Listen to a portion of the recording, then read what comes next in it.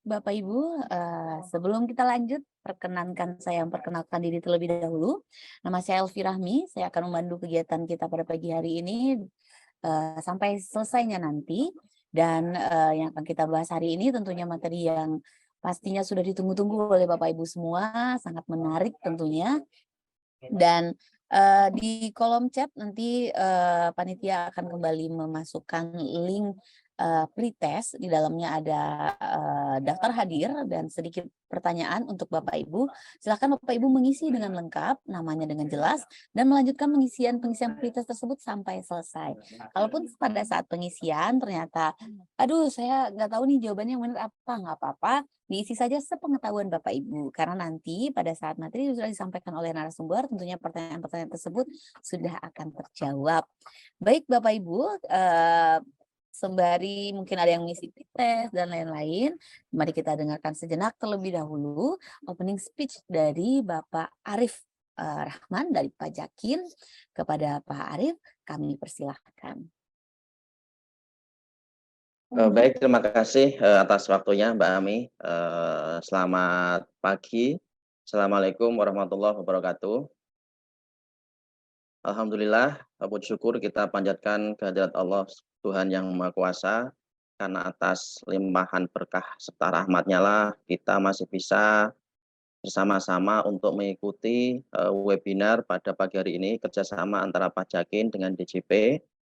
Mudah-mudahan kita bisa mengikutinya dengan baik dan juga bisa mendapatkan manfaat dari kegiatan kita pada pagi hari ini. Saya sampaikan terima kasih, kami sampaikan terima kasih kepada tim DJP karena kita sudah untuk kesekian kalinya bisa terus bekerjasama, mudah-mudahan juga ke depan. Di sini ada Pak Arif, kemudian juga ada Mbak Ami, Mbak Adel, dan juga Mas Angga seperti biasa. Mudah-mudahan para guru kita ini tadi selalu diberikan kesehatan agar bisa terus berbagi ilmunya kepada kita semua. Kemudian juga terima kasih kepada kawan-kawan Pajakainer yang sampai dengan saat ini sudah tergabung ada 555, luar biasa ya Mbak Ami. Biasanya kita kalau opening speech kan paling 200-300 lah, ini alhamdulillah sudah 560. Mungkin ini juga karena kerinduan setelah sekian lama libur ini Mbak ya, libur lebaran gitu. Ya ini walaupun sudah kelewat bulan Syawalnya, kami dari Pajakin juga mengucapkan mohon maaf lahir batin ya, mudah-mudahan kita semua bisa kembali fitri, kembali suci, dan masa penggembelengan selama bulan puasa kemarin bagi yang menjalankan bisa terus dipertahankan dan bahkan bisa terus ditingkatkan. Saya lihat itu ada dari banyak daerah Mbak Ami, ada Sopeng, kemudian ada Banjarmasin, Mataram, Badung, Padang, luar biasa. Artinya memang kegiatan kita, kegiatan sinergi antara DJP bersama Pajakin ini bisa menjangkau sampai dengan pelosok negeri. Jadi mudah-mudahan ini menjadi salah satu ikhtiar kita, ikhtiar DJP untuk bisa memberikan penyadaran, meningkatkan kesadaran wajib pajak, dan kemudian juga pada akhirnya bisa meningkatkan penerimaan pajak ya. Dan kemarin kalau nggak salah kita sudah DJP sudah 40% dari target APBN ya Mbak ya, penerimaan ya.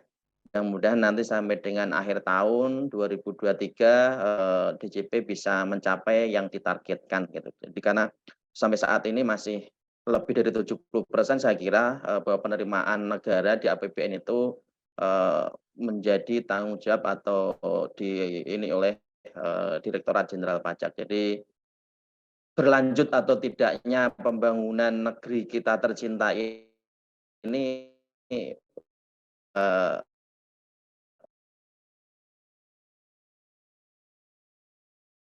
besar kecilnya ditentukan oleh teman-teman di otoritas lain. Mungkin menyenggol-nyenggol institusi Direktorat Jenderal Pajak itu tidak berpengaruh terhadap kesadaran wajib pajak dan bisa terus meningkat penerimaannya.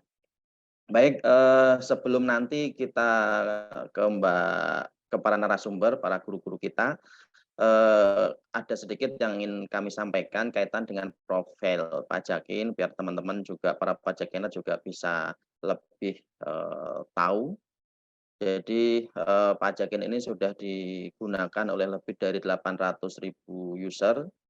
Kita adalah aplikasi pajak berbasis aplikasi.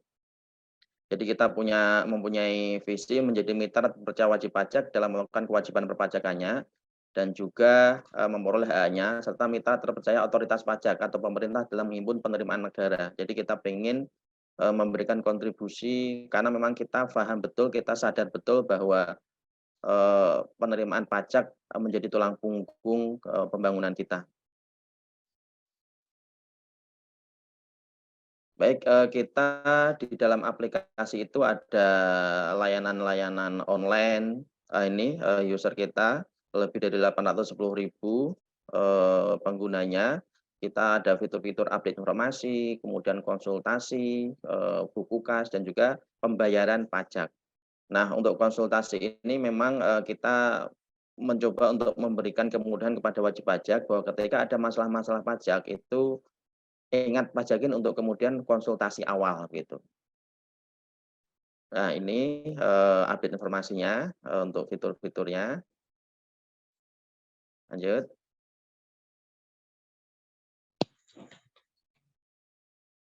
Nah ini cara untuk melakukan konsultasi online. Nah ini untuk catat kasnya. Jadi catat kas kita langsung terhubung dengan proses pembuatan billing. Jadi ini sangat-sangat membantu UMKM untuk mencatatkan omsetnya, kemudian nanti di awal bulan berikutnya ketika bulan itu selesai, ada tinggal klik untuk bikin billing, kemudian juga bisa melakukan pembayaran juga di dalam aplikasi Pajakin itu. Lanjut. Nah ini layanan-layanan online kita, nanti yang akan segera itu ada e-filing, kemudian registrasi kita sudah selesai di develop, tinggal rilis. Kemudian nanti kita juga akan, karena kita ditunjuk sebagai wholesaler, bukan sebagai distributor ya, jadi sebagai wholesaler kita akan lebih bisa menjangkau ke pengguna-pengguna aplikasi Pajakin untuk e-materinya. Lanjut. Nah, itu tadi layanan-layanan online kita juga ada layanan offline-nya, bisa memberikan pendampingan untuk tax compliance, kemudian ketika ada peraturan-peraturan pajakan terbaru juga bisa melakukan in-house training, kemudian pendampingan,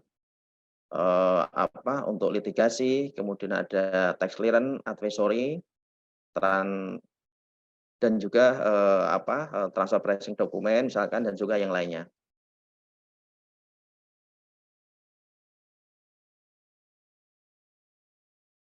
Oke, baik itulah sesingkat profil dari Pajakin. Jadi kita ingin bisa menjadi mediator yang baik untuk wajib pajak dan juga untuk otoritas pajak, tentu agar semakin meningkat tingkat kepatuhan wajib pajak dan juga meningkatkan penerimaan negara dalam hal ini.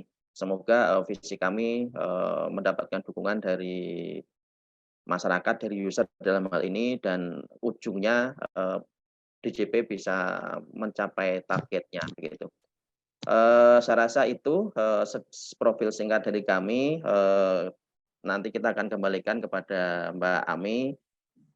Baik, Bismillahirrahmanirrahim. Terima kasih Mbak Ami. Bapak Ibu yang saya hormati, ditinggal pergi bikin sakit hati, apalagi pas sayang-sayangnya. Bapak Ibu, kami ucapkan selamat pagi, mohon maaf lahir dan batin kepada seluruh peserta yang jumlahnya 655. Bertambah lagi malahan ya. Baik, pas saya buat 655. Baik Bapak Ibu, Pak Arif yang saya hormati, hari ini kita berbicara tentang PMK 48 2023. Tidak seperti regulasi yang lain, PMK ini membahas PPh dan PPN, langsung kedua pajaknya. Atas apa? Atas penjualan dan juga jasa. Penjualan atau jasa. Terkait apa? Ada empatnya. Emas perhiasan, emas batangan, perhiasan yang bahan seluruhnya bukan dari emas. Dipahami juga seluruh bahannya itu tidak dari emas atau sebagiannya dari emas gitu ya. Dan juga yang terakhir ada 4 tadi, batu permata atau yang jenis emas, berlian, emas batangan, enggak seluruhnya emas, sama batu permata ya. Baik penjualan ataupun jasanya ya, PPH, PPN, baik penjualan jasa, kemudian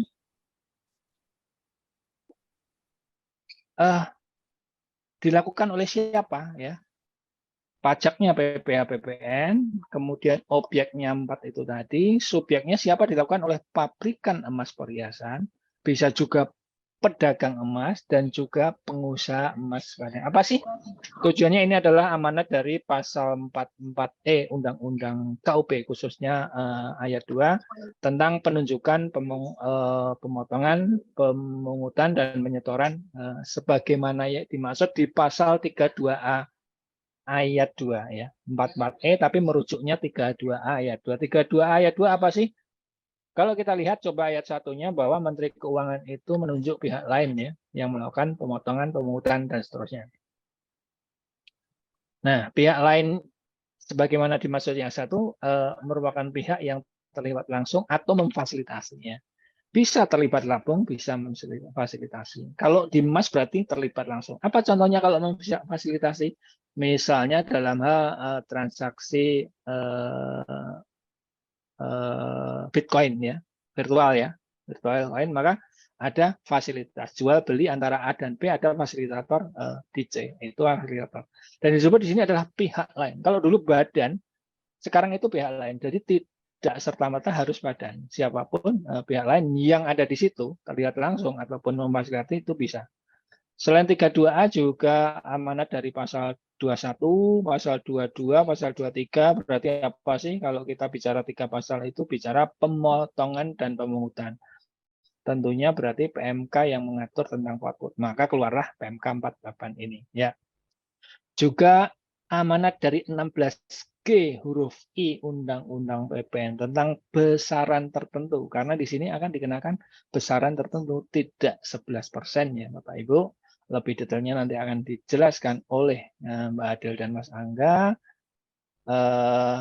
Di 16G itu ketentuan lebih lanjut mengenai jumlah peredaran usaha tertentu, kegiatan apa saja, berarti ini kegiatannya kan barangnya kena pajak, nah barangnya juga kan itu diatur oleh peraturan Menteri Keuangan. Ya, itu ya. Amanat dari beberapa pasal tersebut, ada PPH, ada PPN, ada KUP-nya juga. Nah, PMK ini mengubah PMK 34 tahun 2017. Apa sih PMK 34 itu? Tentang pemungutan PPH 22. Jadi berbicara hanya PPH saja kalau di PMK 34 itu. Dan pemungutnya di sana adalah badan usaha yang melakukan penjualan emas batangan di dalam negeri. Kalau kita intip aturan sebelumnya ya, PMK 34, kalau sekarang kan pihak lain, nggak harus badan usaha. Atas apa? Atas penjualan emas oleh badan usaha yang melakukan penjualan. Besarannya 0,45. Sekarang berapa? Nanti akan disampaikan oleh teman-teman. 0,45 dari emas batangan ya, kalau untuk emas batangan ya. Kemudian mengganti juga PMK 30 2014. Kalau yang 30 adalah tentang PPN penyerahan emas perhiasan. Karena apa? Karena di PMK 30 ini belum menampung ketentuan di pasal 9A ya, pasal 9A.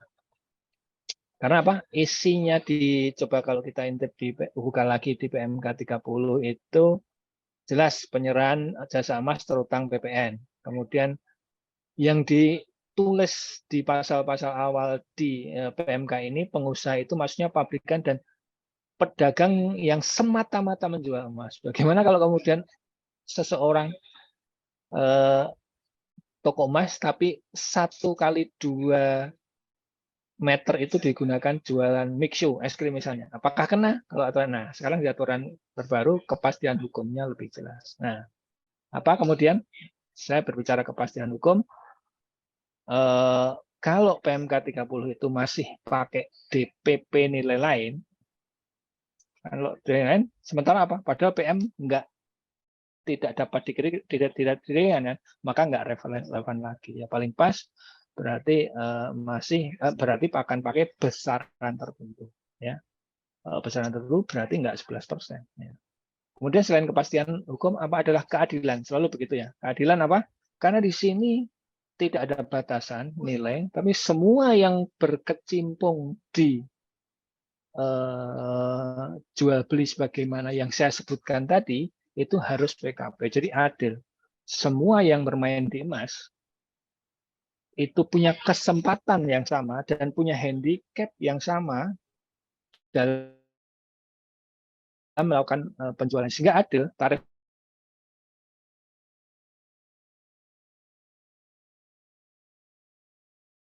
itu memang benar atau tidak. Kemudian juga apa? Tentang keadilan nanti akan disampaikan oleh Mbak Adel atau Mas Angga bahwa akan dibedakan tarif PPN-nya kalau seorang pedagang emas itu memperoleh emasnya pakai faktur lengkap atau tidak, ya. Adil. Karena pakai faktur lengkap, kalau faktur lengkap apa berarti jual belinya semua terekod dalam mekanisme pengawasan PPN, ya. Sementara kalau tidak, nggak akan terlihat, dia kayak orang beli biasa, ya. Nah, itu akan dibedakan. Adil kan? Seorang yang berinisiatif untuk lebih patuh, maka akan dikenakan, diberi beban untuk memungut PPN lebih kecil. Berapa besarannya? Silahkan sama-sama diikuti. Kemudian yang terakhir jelas kemudahan dan kesederhanaan, karena apa? Berarti tidak ada PM. Kemudian ya sudah besaran tertentu, itulah yang perlu dihitungkan. Kemudian ada juga lagi ya, ada beberapa kategori itu tidak perlu memungut pasal 22. Memungut pasal 22 hanya kepada kalau ada aspek penghasilan dalam transaksi tersebut, ya. Berarti apa? Kalau itu jualan ke orang yang mau jual lagi, berarti dia ada keuntungan kan? Maka pungut dengan pasal 22.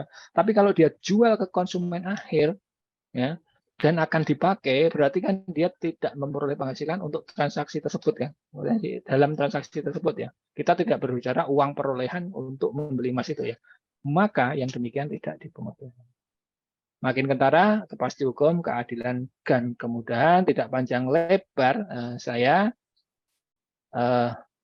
menyampaikan ini.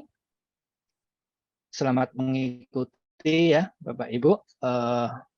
Dari saya, putus cinta juga bikin sakit hati, tidak seindah saat yang pertama. Dari saya cukup sampai di sini, selanjutnya akan diteruskan oleh Mbak Adela dan Mas Angga. Terima kasih. Assalamualaikum warahmatullahi wabarakatuh. Oke, baik. Terima kasih Mbak Ami. Assalamualaikum warahmatullahi wabarakatuh. Selamat pagi dan salam sejahtera untuk kita semua. Semoga pajakainer semua dalam keadaan sehat dan senantiasa diberikan keberkahan oleh Tuhan Yang Maha Esa. Baik, mohon izin, perkenalkan nama saya Angga Sukmadhaniswara. Izinkan saya untuk melanjutkan sharing gitu ya terkait dengan Peraturan Menteri Keuangan Nomor 48 Tahun 2023.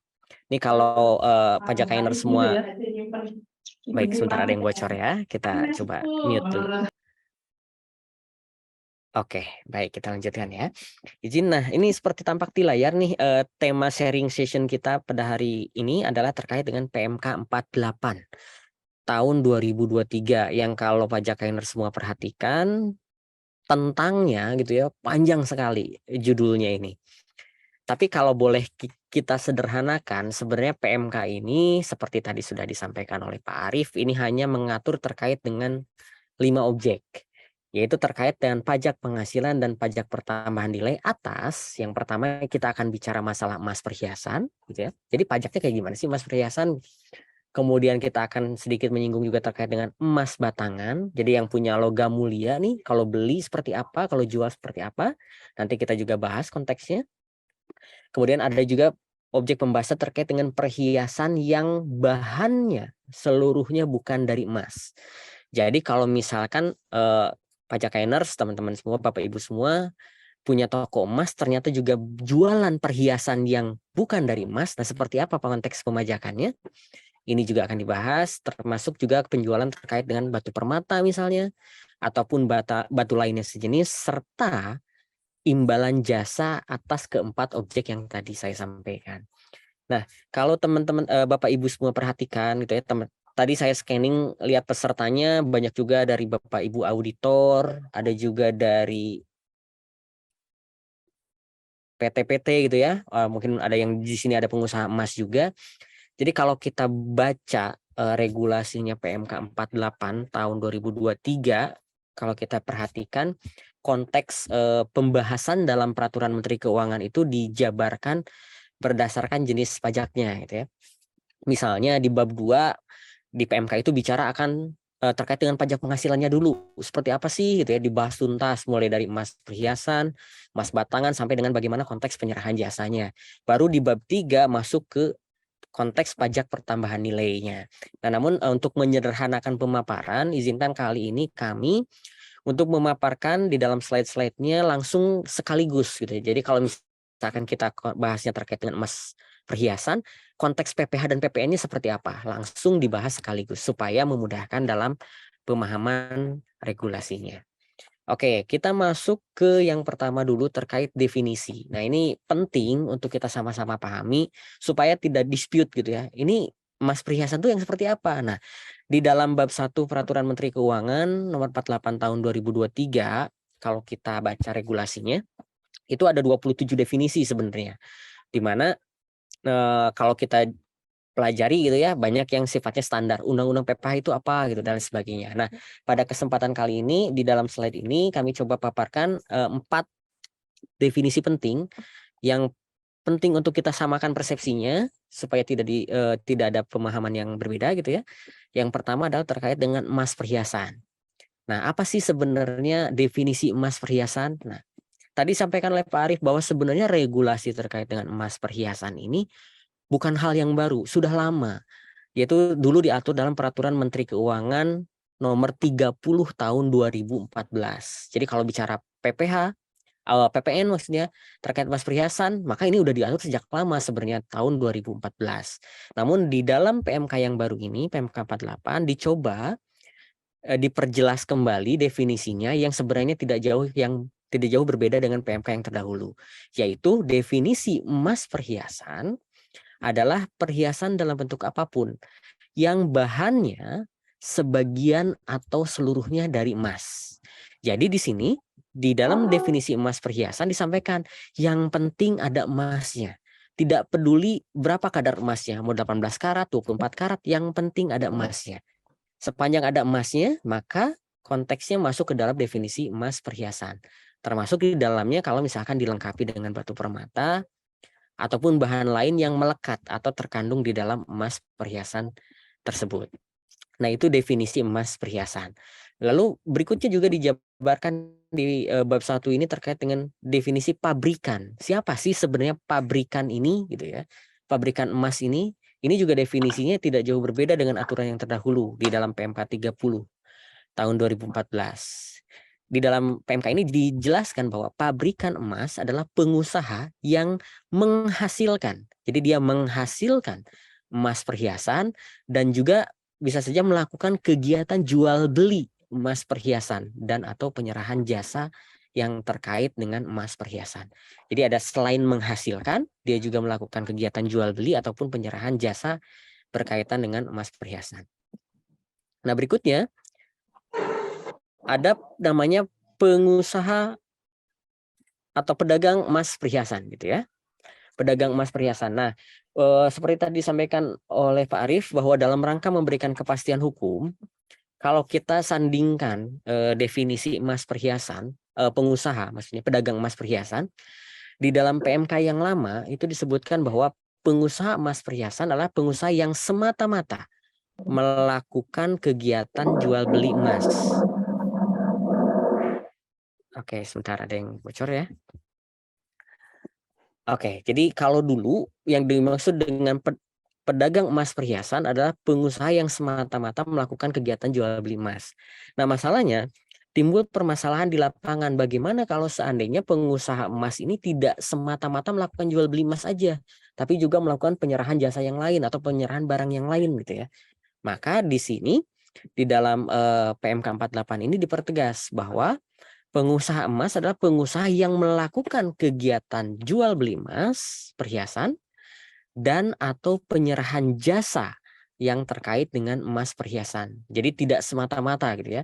Jadi kalau misalkan dia berjualan yang lain bagaimana? Maka dalam konteks ini pemerintah kan tentu nggak bisa membatasi gitu ya seorang pengusaha ini dia mau jualan apa ya terserah pengusahanya. Yang terpenting ketika misalnya pengusaha ini melakukan jual beli terkait dengan emas perhiasan, maka di dalam PMK ini ditegaskan kalau dia transaksi yang terkait dengan jual beli emas gitu ya, maka tunduk ke dalam PMK 48 ini. Sedangkan kalau misalkan dia ada transaksi yang lain, maka mengikuti ketentuan perundang-undangan yang berlaku secara umum. Nah, berikutnya definisi yang keempat yaitu terkait dengan konsumen akhir. Nah, sebenarnya ini definisi konsumen akhir ini kan sama ya.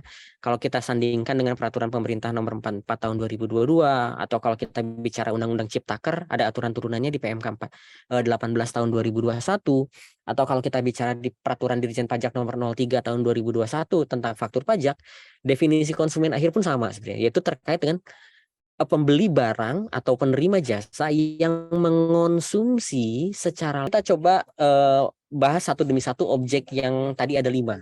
Objek yang pertama itu kan berkaitan dengan emas perhiasan. Nah, kita coba bahas konteks pajak penghasilan dan pajak pertambahan nilainya. Kalau kita bicara konteks pajak penghasilannya dulu gitu ya. Kalau dalam konteks pemajakan kan kita kenal ada yang namanya klasifikasi lapangan usaha. Atau mungkin yang sekarang yang terbaru itu klasifikasi baku lapangan usaha Indonesia atau KBLI ya. Nah, jika kita melihat dari sisi KLU-nya, maka bagi Bapak Ibu yang memiliki KLU misalnya 32112 itu terkait dengan industri barang perhiasan atau logam mulia untuk keperluan pribadi atau 32113 itu untuk yang bukan untuk keperluan pribadi atau 46497 itu terkait dengan perdagangan besar perhiasan dan jam atau 47735 atau berkaitan dengan misalnya pedagang eceran barang perhiasan termasuk di dalamnya 47852 itu terkait dengan eceran kaki 5 atau los pasar barang perhiasan. Nah, kalau misalnya clue-nya itu adalah yang tadi saya sebutkan, maka bisa jadi itu termasuk dalam kategori penjual emas yang terkena atau ikut tunduk pada ketentuan dalam PMK 48 tahun 2023. Karena itu merepresentasikan pelaku usaha di bidang emas atau perhiasan. Namun tidak terbatas itu ya. Ini hanya tadi clue yang saya sebutkan yang 5 clue tadi ini sebagai gambaran umumnya. Nah, kalau kita bicara penerimaan pajak gitu ya, maka kan tentu harus bagaimana mengoptimalisasi skematik perindustrian yang ada supaya penerimaan pajaknya optimal agar bisa digunakan untuk kepentingan umum gitu ya. Maka kalau kita bicara representasi dari 5 clue tadi yang saya sebutkan, ternyata kalau kita lihat efektivitas dari 5 clue tersebut gitu ya, Direktur Jenderal Pajak boleh sampaikan bahwa jumlahnya ini masih jauh dari kata ideal. Nah, ternyata banyak dari hasil kajian pelaku-pelaku para pedagang emas ini yang belum tercapture gitu ya, belum teridentifikasi dari sisi perpajakannya. Maka dari sini yang baru dalam PMK 48 ini adalah mencoba merubah pola pemajakannya. Kalau dulu itu sifatnya adalah self assessment gitu ya. Gimana kalau misalkan pengusaha emas itu punya penghasilan maka dia akan self assessment melaporkan sendirinya dalam laporan SPT tahunannya gitu ya. Nah, karena banyak titik-titik yang belum tercapture dalam konteks pemajakannya, maka dicoba digeser dari yang sebelumnya self-assessment menjadi withholding tax. Artinya melalui konteks pemungutan atau pemotongan. Harapannya apa? Supaya para pelaku emas ini yang belum tercapture oleh Direktur Jenderal Pajak bisa teridentifikasi sehingga beban pajaknya bisa sama-sama rata gitu ya. Pengusaha emas semua ya kena gitu, jangan ada yang ngumpet-ngumpet lagi, harapannya tercapture seperti itu. Nah, lalu siapa yang menjadi pemungut pajaknya? Nah, di si PMK 48 ini juga ditegaskan gitu ya, bahwa yang berkewajiban untuk melakukan pemungutan pajak adalah penjualnya. Jadi kalau kita konteksnya bicara emas perhiasan, yang mungut atas pajak penghasilannya adalah si penjual. Nah, berapa besaran tarifnya? Nah, kalau kita bicara besaran tarif, di sini ditetapkan besarnya adalah 0,25% dikalikan harga jual. 0,25% kali harga jual gitu ya, di mana sifatnya ini tidak final. Artinya kalau misalkan nanti Bapak Ibu bertransaksi kemudian dipungut PPh dua-duanya karena ini sifatnya tidak final, bukti pemungutannya ini menjadi penting supaya bisa dikreditkan sebagai kredit pajak di akhir tahun, bisa menjadi pengurang dalam pelaporan SPT tahunan pajak penghasilannya. Nah, itu terkait pajak penghasilan, jadi dipungut PPh pasal 22 kalau kita bicara emas perhiasan besarnya 0,25% dari harga jual. Tapi lagi-lagi gitu ya, ada exception, ada pengecualian di sini bahwa pemungutan PPh pasal 22 ini tidak dilakukan, artinya tidak dipungut kalau yang belinya adalah konsumen akhir. Artinya kalau misalkan Bapak Ibu beli emas ke toko emas, misalkan saya beli ke Melawai gitu ya, sebagai konsumen akhir, karena saya adalah pembelinya konsumen akhir, maka saya tidak akan dipungut PPh pasal 22 oleh penjualnya. Nah, ini konteks yang harus kita sama-sama pahami. Kemudian juga kalau misalkan yang belinya ini merupakan wajib pajak UMKM gitu ya, yang dikenakan PPh final 0,5%, yang dibuktikan dengan memiliki surat keterangan sebagai wajib pajak UMKM atau PP 55 tahun 2022 atau dulu kita kenal dengan PP 23 tahun 2018. Atau kalau misalkan yang beli ini punya surat keterangan bebas pemotongan pemungutan gitu ya, yang diatur dalam Pers 1 tahun 2011 atau yang sudah diubah terakhir dengan Per 21 tahun 2014. Maka kalau dia punya SKB atau surat keterangan UMKM, maka dia tidak dipungut PPh pasal 22. Nah, berikutnya sekarang kita beranjak ke yang bawahnya terkait dengan klaster PPN-nya. Nah, untuk emas perhiasan, ya, kalau kita bicara PPN, maka kita bisa petakan ada dua subjek di sini. Yang pertama adalah pengusaha kena pajak pabrikan emas dan pengusaha kena pajak pedagang emas. Nah, di sini di state ya pengusaha kena pajak karena semua pelaku jual beli emas gitu ya, itu semua pelaku penjual emas itu wajib dikukuhkan sebagai PKP tanpa melihat besaran omsetnya apakah di bawah 4,8 atau lebih. Maka di sini statusnya clear harus pengusaha kena pajak ya. Nah, untuk PKP pabrikan emas, pabrikan ya yang tadi ada konsep menghasilkan di situ, maka ketika misalnya PKP pabrikan emas ini, pengusaha kena pajak pabrikan emas ini melakukan penyerahan emas perhiasan hasil produksinya kepada pabrikan lain ataupun kepada pedagang, maka dia akan memungut PPN dengan menggunakan besaran tertentu.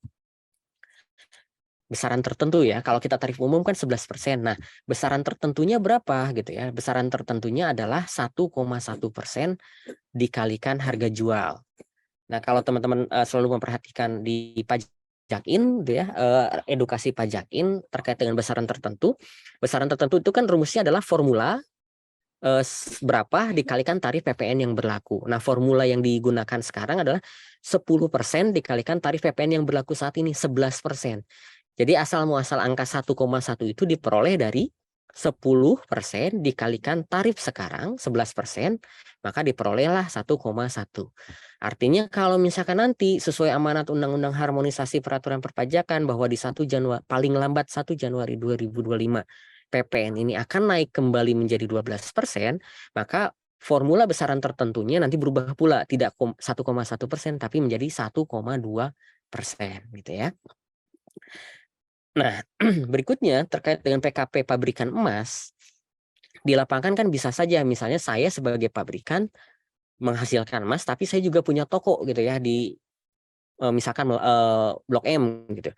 Maka kalau misalkan PKP pabrikan emas ini selain memiliki pabrikan dia juga memiliki toko gitu, maka ketika pabrikan emas ini melakukan penyerahan emasnya hasil produksi sendirinya kepada konsumen akhir, maka tarifnya kalau tadi 1,1 ini 1,65% kali harga jual besaran tertentunya, di mana formulanya itu 15% dikali 11% tarif yang berlaku berarti kan 1,65.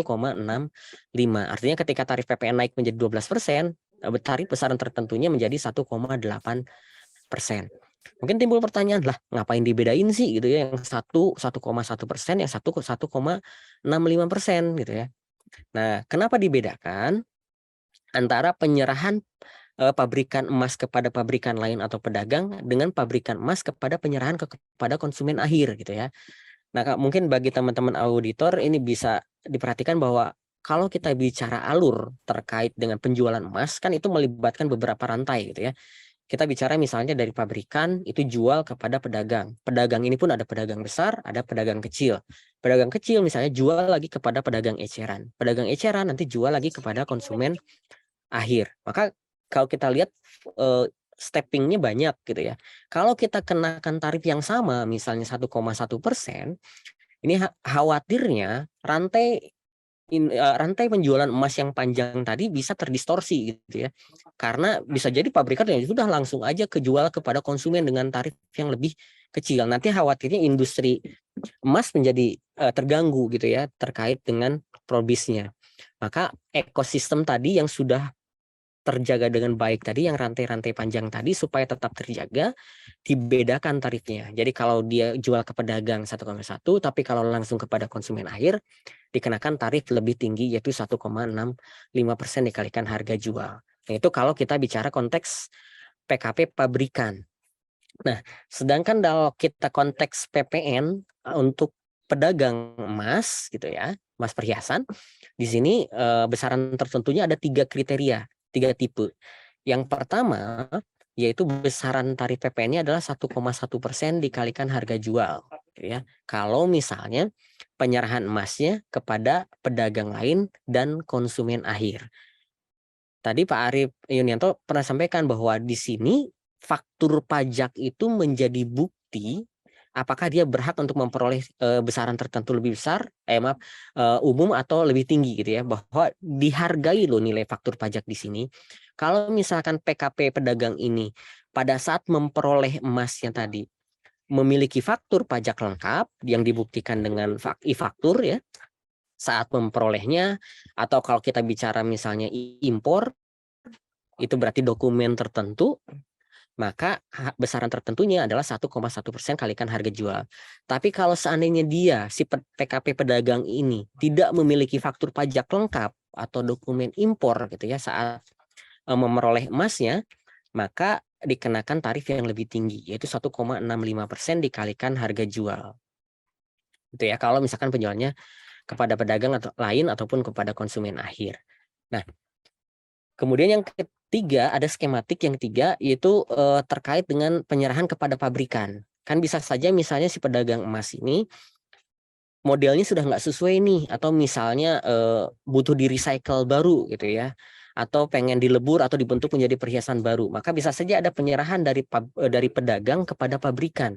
Sedangkan kalau kita bicara tadi, penyerahan dari pabrikan kepada pedagang kan udah kena PPN. Nah, supaya tidak kena PPN berkali-kali, maka kalau konteksnya penyerahan dari PKP pedagang kepada pabrikan, ini tetap ada nilai PPN-nya, tapi tarifnya adalah 0%. Jadi artinya sebenarnya PPN-nya 0, dikalikan harga jual, supaya tidak ada PPN berkali-kali. Gitu ya. Jadi kalau konteksnya penyerahan kepada pabrikan dari pedagang, 0% tarifnya. Oke, nah berikutnya ini contoh faktur gitu ya, contoh faktur pajak untuk perolehan emas perhiasan yang menjadi dasar penentuan pengenaan besaran tertentu bagi PKP pedagang. Tadi disampaikan kalau kita bicara pedagang kan ada 3 skenario ya. Pertama 1,1%, ada 1,65% dan ada 0%. Nah, terkait dengan penjualan yang 1,1 atau 1,65 kan dilihat dari faktur pajaknya, apakah dia punya atau tidak gitu ya saat memperoleh emas tersebut. Nah,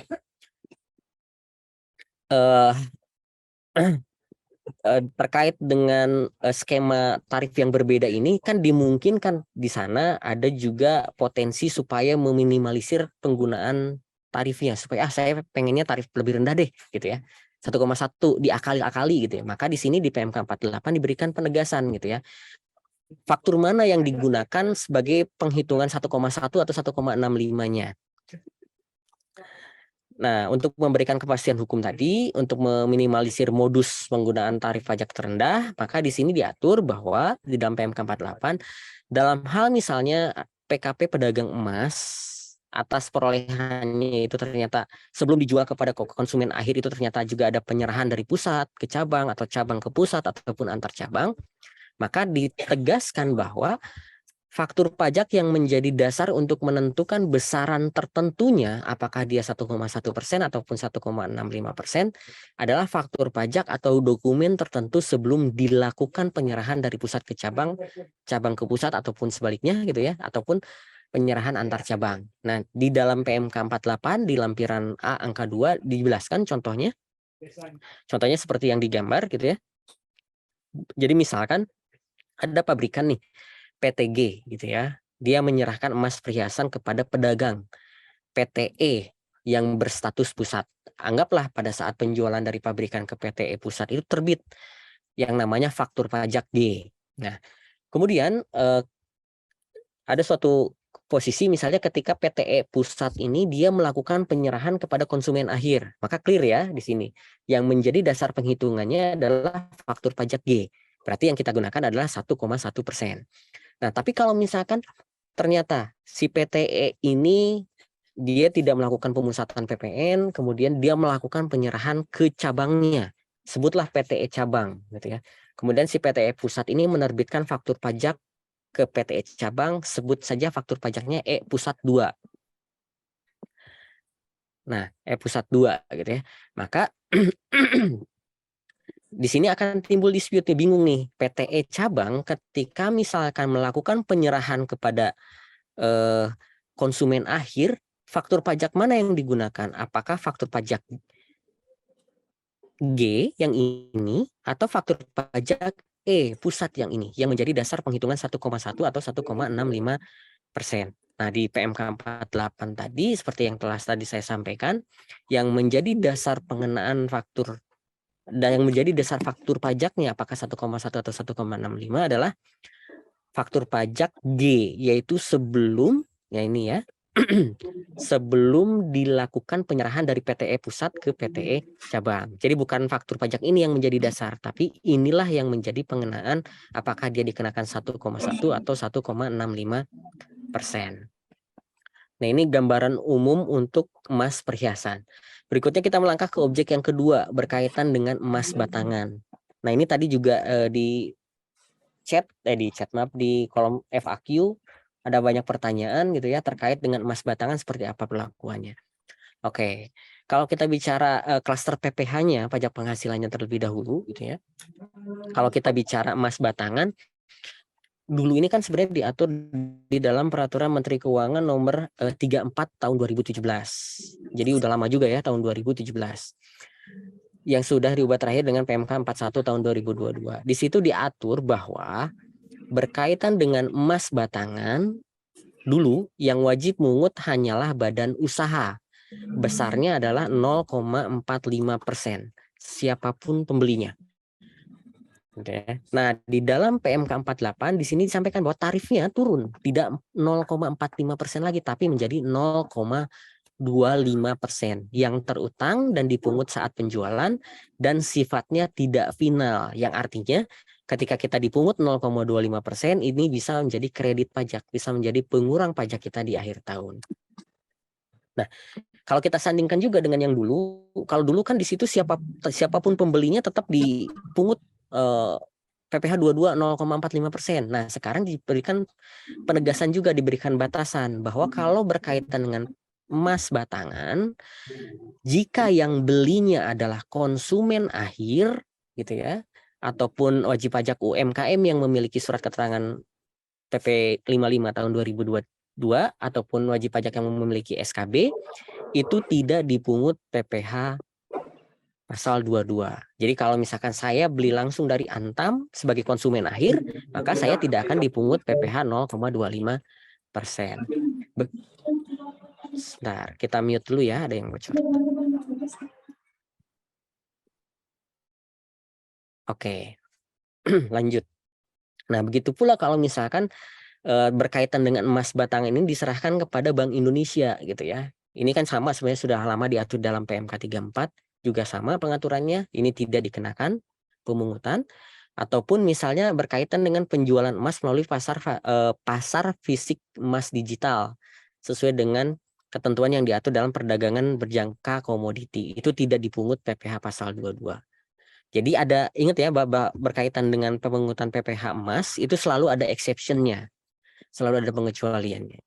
Nah, terkait dengan PPN, kan kita sama-sama tahu bahwa di dalam Undang-Undang Harmonisasi Peraturan Perpajakan ditegaskan bahwa PPN tidak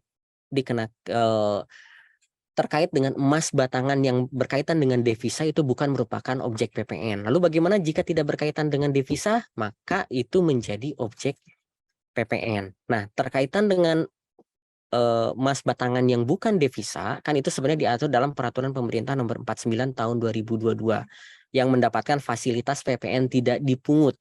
Nah, bagaimana perlakuan PPN-nya? Karena PMK 48 ini bukan merupakan aturan turunan langsung dari PP 49, maka di dalam konteks emas batangan di sini PPN-nya hanya sifatnya bridging gitu ya. Bahwa di sini disampaikan bahwa kalau misalkan penyerahan emas batangan selain terkait dengan penyerahan devisa, maka di dalam PMK 48 itu nanti nganut loh ke dalam ketentuan yang diatur dalam pasal 16B Undang-Undang PPN dan PP 49 tahun 2022. Berikut dengan aturan turunannya nanti. Jadi kalau bicara PPN emas batangan nanti akan ada pengaturan tersendiri ya berkaitan dengan emas batangan non devisa. Nah, di Undang-Undang HPP juga bahwa disampaikan bahwa emas batangan yang non devisa tadi diberikan fasilitas tidak dipungut kalau misalnya emasnya berbentuk batangan, kadar emasnya 99,99% dan dibuktikan dengan sertifikat. Pengaturannya seperti apa, pembebasannya, ketentuan tidak dipungutnya nanti diatur lewat peraturan Menteri Keuangan tersendiri. Oke, lanjut sedikit lagi dari saya terkait dengan emas perhiasan, PPH dan PPN atas penjualan atau penyerahan perhiasan yang bahannya seluruhnya bukan dari emas. Nah, kalau kita bicara konteks PPH-nya, kalau kita bicara bisnis pedagang emas kan yang dijual bisa saja tidak hanya emas perhiasan ataupun emas batangan, bisa juga misalnya perhiasan yang bukan dari emas atau misalnya jualan juga batu permata atau batu lain. Maka di sini diatur bahwa dalam hal pabrikan atau pedagang juga melakukan penyerahan perhiasan yang bahannya seluruhnya bukan dari emas, yang bahannya bukan seluruhnya dari emas gitu ya, dan atau batu permata dan atau batu lainnya sejenis, maka tetap dia wajib memungut PPh pasal 22 sebesar 0,25% dikalikan harga jual. Lagi-lagi kalau misalkan yang belinya adalah konsumen akhir ataupun memiliki suket UMKM dan SKB bebas pot-pot, maka dia tidak dipungut PPh pasal 22.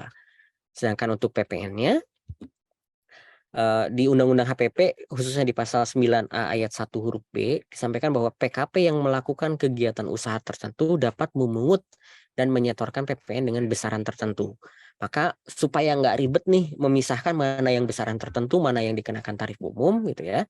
Maka untuk memberikan kemudahan perlakuannya dicoba disamakan gitu ya. Jadi bahwa kalau misalkan PKP pabrikan atau pedagang emas ini juga melakukan perdagangan perhiasan yang bahannya seluruhnya bukan dari emas ataupun batu permata dan atau batu lainnya yang sejenis, maka dia memungut PPN dengan besaran tertentu atas penyerahan yang bahannya seluruhnya bukan dari emas atau batu permata atau batu lainnya tadi. Besarnya berapa PPN-nya?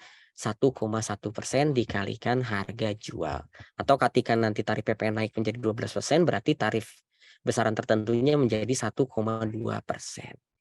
Oke, mungkin itu terkait dengan emas perhiasan, emas batangan, dan perhiasan yang bahannya bukan dari emas. Nah, berikutnya terkait dengan jasa-jasanya akan coba dijelaskan oleh Mbak Adel. Silakan Mbak Adel.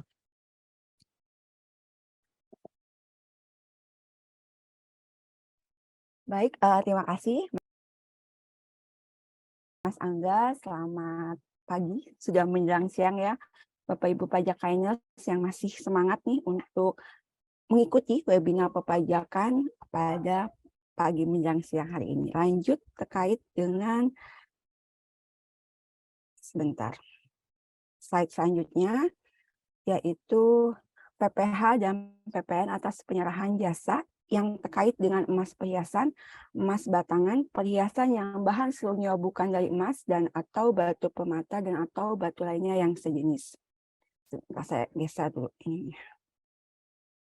Jadi terkait dengan aturan ini memang ketika kita membahas tentang jasa ini secara prinsip sama dengan PMK 30, hanya saja memang jasa detailnya yang ada ditambah gitu ya. Jadi ketika kita lihat di PMK 30 itu ada hanya ada jasa modifikasi, jasa perbaikan, dan jasa lainnya. Nah, di PMK 48 ini lebih diperluas gitu jasa apa saja nih yang terkait ketika memang ada penyerahan jasa yang terkait dengan emas perhiasan.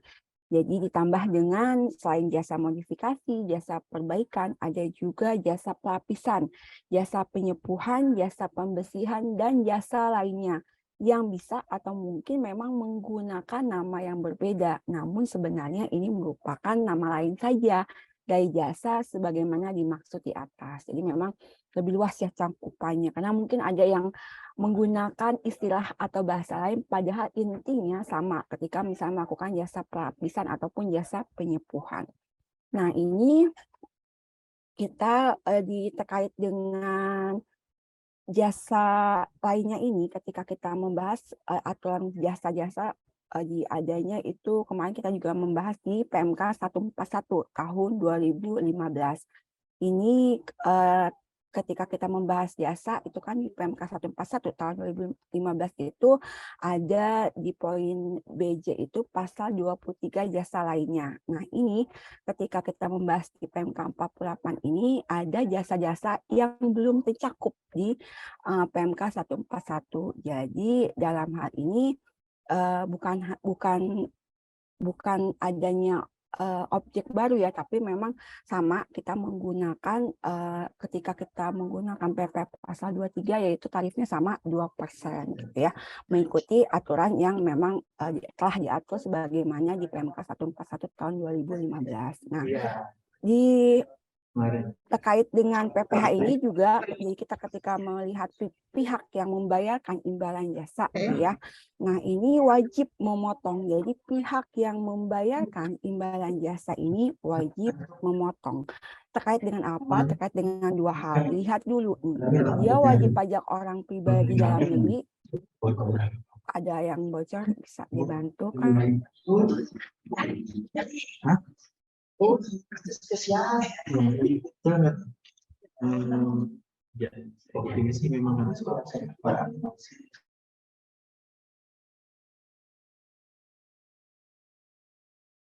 ya.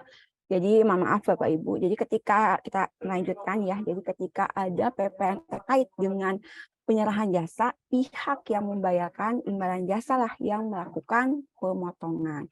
Ketika si penerima imbalannya ini wajib pajak orang pribadi dalam negeri, maka dia akan dikenakan PPh pasal 21. Sedangkan ketika tadi PPh ketika memang penerima imbalannya wajib pajak badan dalam negeri dan bentuknya dan BUT, maka ini dikenakan PPh pasal 2. Di sini ditegaskan bahwa dengan tarif dan dasar pengenaan sesuai dengan ketentuan yang berlaku. Jadi sama ketika PPh pasal 23 sebesar tarifnya 2%. Sedangkan PPh pasal 21 nanti akan kembali sesuai dengan aturan sebagaimana di pasal 17. Jadi memang ini menegaskan saja ya dalam tema PMK 48 ini. Jadi ditegaskan saja aturan-aturan yang memang ada sebelumnya dimasukkan ke PMK 48 ini untuk penegasan. Jadi bukan hal yang baru. Nah, ini juga dikecualikan nih ketika memang si WP ini yang menerima atau memperoleh imbalan jasa merupakan wajib pajak yang dikenai PPh final. Jadi sebagaimana sekarang ya, dulu kan PP 23 tahun 2018 ini sudah kita ketahui bahwa sudah dicabut, kita diganti dengan Peraturan Pemerintah Nomor 55 tahun 2022. Nah, dan telah memiliki serta menyerahkan fotokopi surat keterangan yang telah terkonfirmasi kebenarannya dalam sistem informasi DJP dan atau memiliki SKB pemotongan PPh pasal 21 ataupun PPh pasal 23. Jadi ini masih ada ya pengecualiannya ketika memang si penerima imbalannya ini tadi mempunyai syarat sebagaimana 2 poin yang saya sebutkan. Terkait dengan PPN-nya, baik nanti PKP pabrikan ataupun PKP pedagang, ini wajib memungut PPN dengan besaran tertentu sebesar 1,1% dikali penggantian. Nanti tadi sebagaimana kita ketahui ketika nanti ada penyesuaian tarif menjadi 12%, maka nanti tarifnya menjadi 1,2% dikali penggantian. Baik, saya lanjutkan slide berikutnya. Terkait dengan imbalan jasa dalam bentuk natura dan atau kenikmatan. Nah, ini ketika kita membahas imbalan jasa yang terkait dengan emas perhiasan, emas batangan, perhiasan, bahan seluruhnya bukan dari emas dan atau batu permata dan atau batu lainnya yang sejenis diberikan dalam bentuk natura dan atau kenikmatan, maka pemotongan PPh pasal 21 atau pasal 23-nya dilakukan sesuai dengan ketentuan peraturan perundang-undangan di bidang perpajakan. Jadi ketika memang nanti natura yang dimaksud ini diberikan dalam bentuk barang berupa emas perhiasan, emas batangan, perhiasan yang bahan seluruhnya bukan dari emas, batu permata, dan atau batu lainnya yang sejenis, maka atas penyerahan barang tersebut tidak dilakukan pemungutan PPh pasal 22. Karena nanti dia akan dikembalikan sebagaimana yang poin pertama, yaitu nanti akan dilakukan pemotongan PPh pasal 21 dan juga PPh pasal 23-nya. Nah, ini juga ketika kita melihat nih terkait dengan kondisi ya, karena memang ketika kita seperti dijelaskan oleh Mas Angga di awal gitu ya, sebenarnya diharapkan nih bahwa si pihak klien ini sudah memahami bahwa ketika dia ada faktur pajak yang lengkap, maka nanti tarifnya memungutnya hanya 1,1%. Namun ketika tidak ada faktur pajak lengkap, maka tarifnya sebesar 1,65%. Namun kenyataannya gitu ya, ada hal-hal yang bisa terjadi. Nah, salah satunya ini kita akan membahas di kondisi pertama dan di kondisi kedua. Di kondisi pertama ini, ketika atas perolehan impor, perolehan ataupun impor emas perhiasan ini tidak memiliki faktur pajak lengkap atau dokumen tertentu. Nah, atas penyerahan emas perhiasan tersebut, dipungutnya ini PPN-nya tidak menggunakan besaran tertentu sebesar 1,65% dari kali harga jual, yang mengakibatkan jumlah PPN-nya menjadi lebih kecil dari jumlah PPN yang seharusnya dihitung dengan menggunakan besaran tertentu sebesar 1,65% dikali harga jual. Jadi ketika dia tidak memiliki faktur pajak lengkap, dia dipungutnya, andaikan misalnya tidak dipungut, harusnya kan 1,65% ya, karena dia tidak lengkap. Namun dalam kenyataannya ketika kondisinya dia tidak mengetahui, dipungutnya ini ternyata lebih kecil dari 1,65%. Anggap dia malah mengutnya 1,1%. Padahal faktur pajaknya tidak lengkap. Ini harus apa nih harus dilakukan oleh PKP pedagang ini? Harus dilakukan penyesuaian gitu ya, karena tidak sesuai dengan peraturan gitu. Karena apa? Karena ketika tadi di awal banget kita menjadi fokus utama kita adalah faktur pajak. Ketika faktur pajaknya lengkap, maka tarifnya 1,1%. Jika tidak ada faktur pajak lengkap, maka tarifnya 1,65%. Nah, ini tidak boleh ketukar. Nah, karena itu harus dilakukan penyesuaian nih. Caranya gimana? Untuk penyerahan yang telah dibuatkan faktur pajak lengkap, nah ini nanti wajib dilakukan dengan cara pembetulan ataupun penggantian faktur pajak lengkap sesuai dengan ketentuan perpajakan yang berlaku.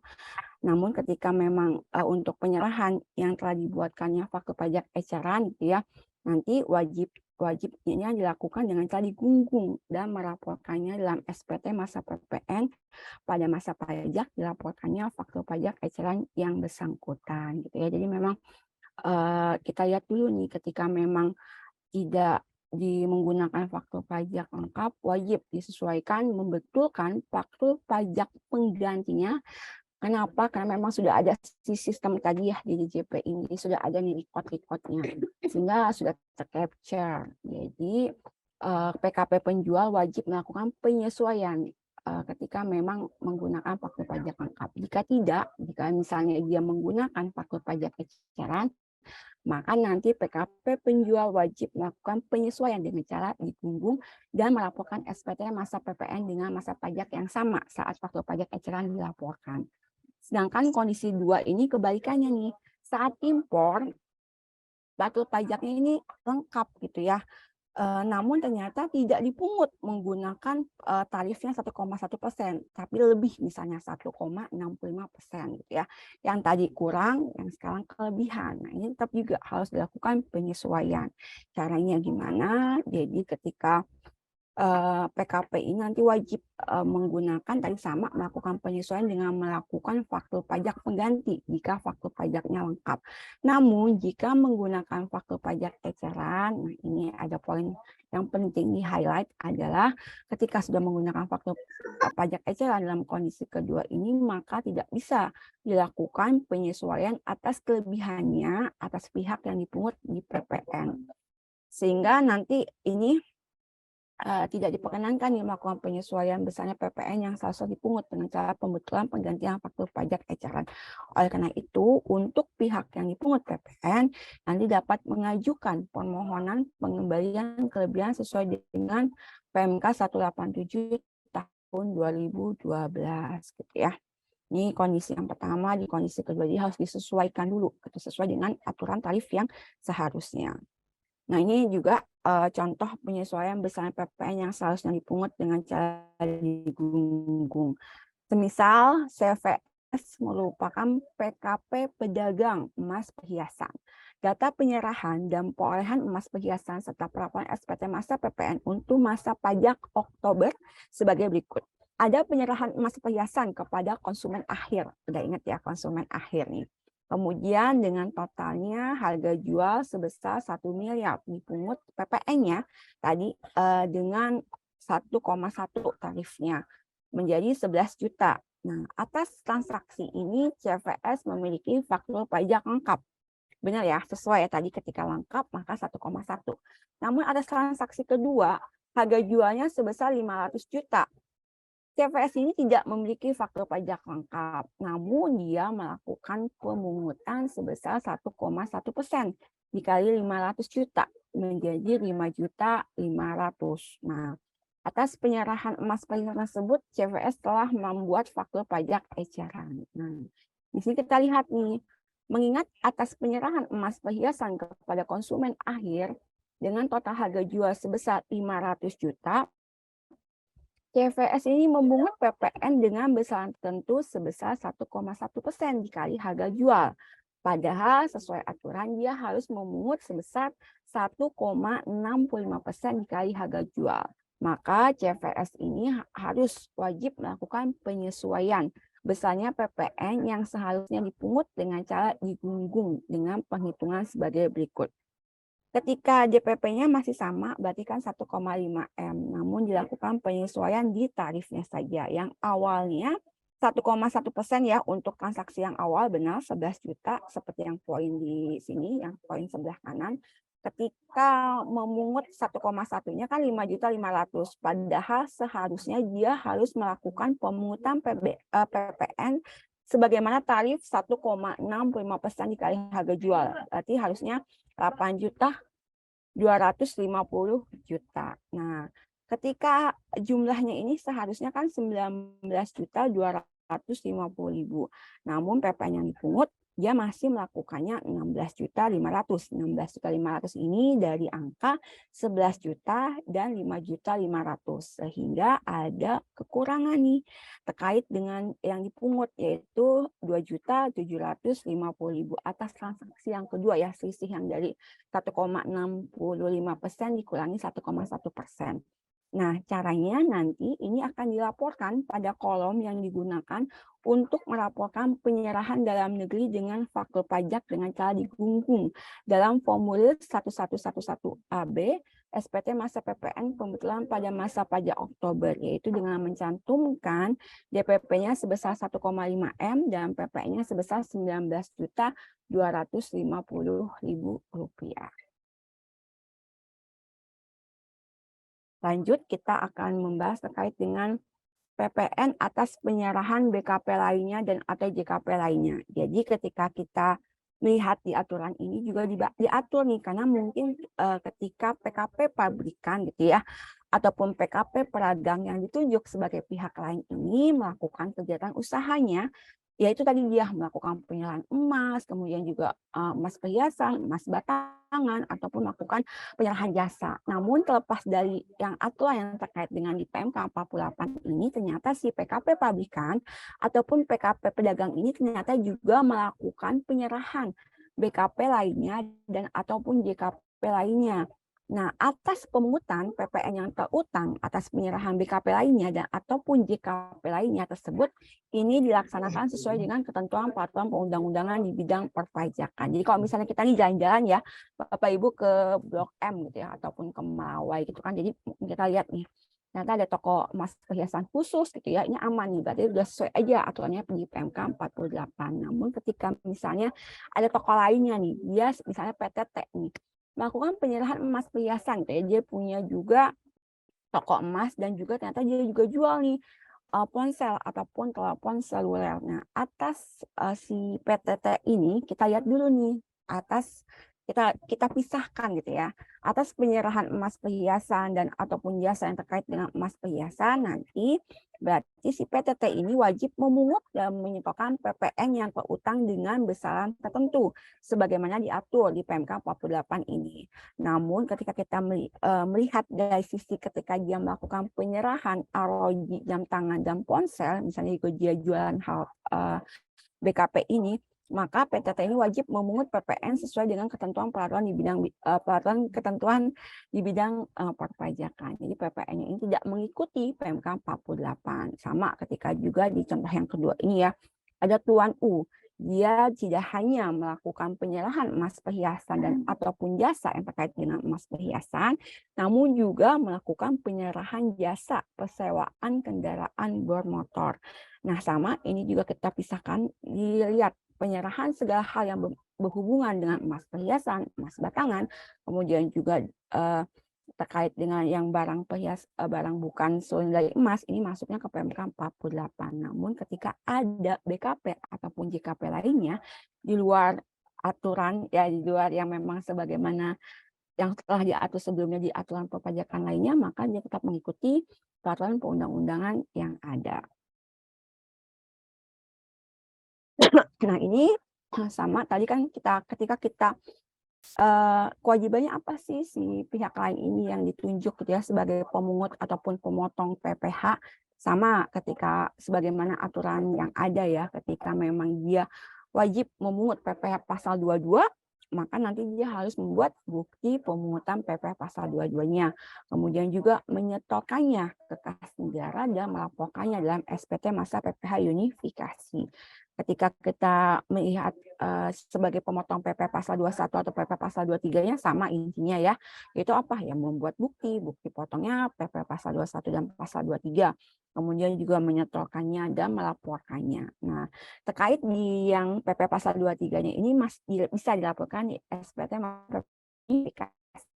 untuk satu ini masih akan di SPT masa PP pasal 21 atau 26. Ini terkait dengan kewajiban PPh dan PPh bagi pemungut dan pemotong PPh-nya. Nah, ini juga kewajiban PPN sama ya bagi pabrikan ataupun pedagang, jadi wajib melaporkan usahanya untuk dikukuhkan sebagai PKP. Ini ada bold warna merah, wajib gitu ya.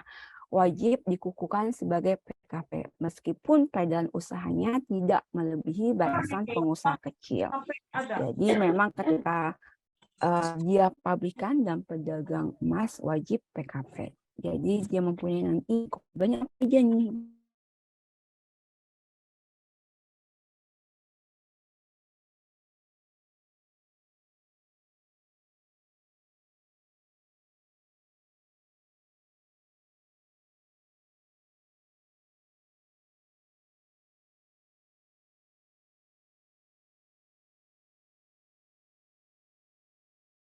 BKP ataupun JKP yang PPN-nya terutang yang dipungut dengan menggunakan besaran tertentu, maka pajak masukan ini tidak dapat dikreditkan, gitu ya. Jadi memang menjadi hal yang menjadi poin penting nih, gitu ya. Dan nanti terkait dengan pedoman perkreditan pajak masukan, teman-teman pajak lain kalau ingin membaca terkait lebih lanjut ada di PMK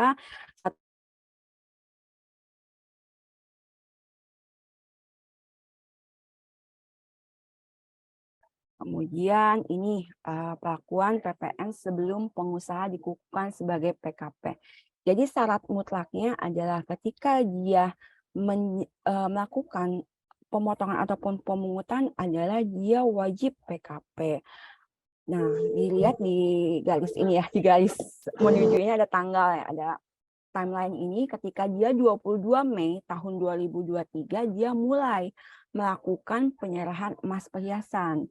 Namun dia belum nih dikukuhkan sebagai PKP. Nanti ketika 17 Oktober tahun 2023 baru dia dikukuhkan sebagai PKP. Nah, ini kita lihat juga ketika berarti selama rentang antara 22 Mei 2023 sampai dengan 17 Oktober si pengusaha ini tidak diperkenankan memungut PPN dengan besaran tertentu.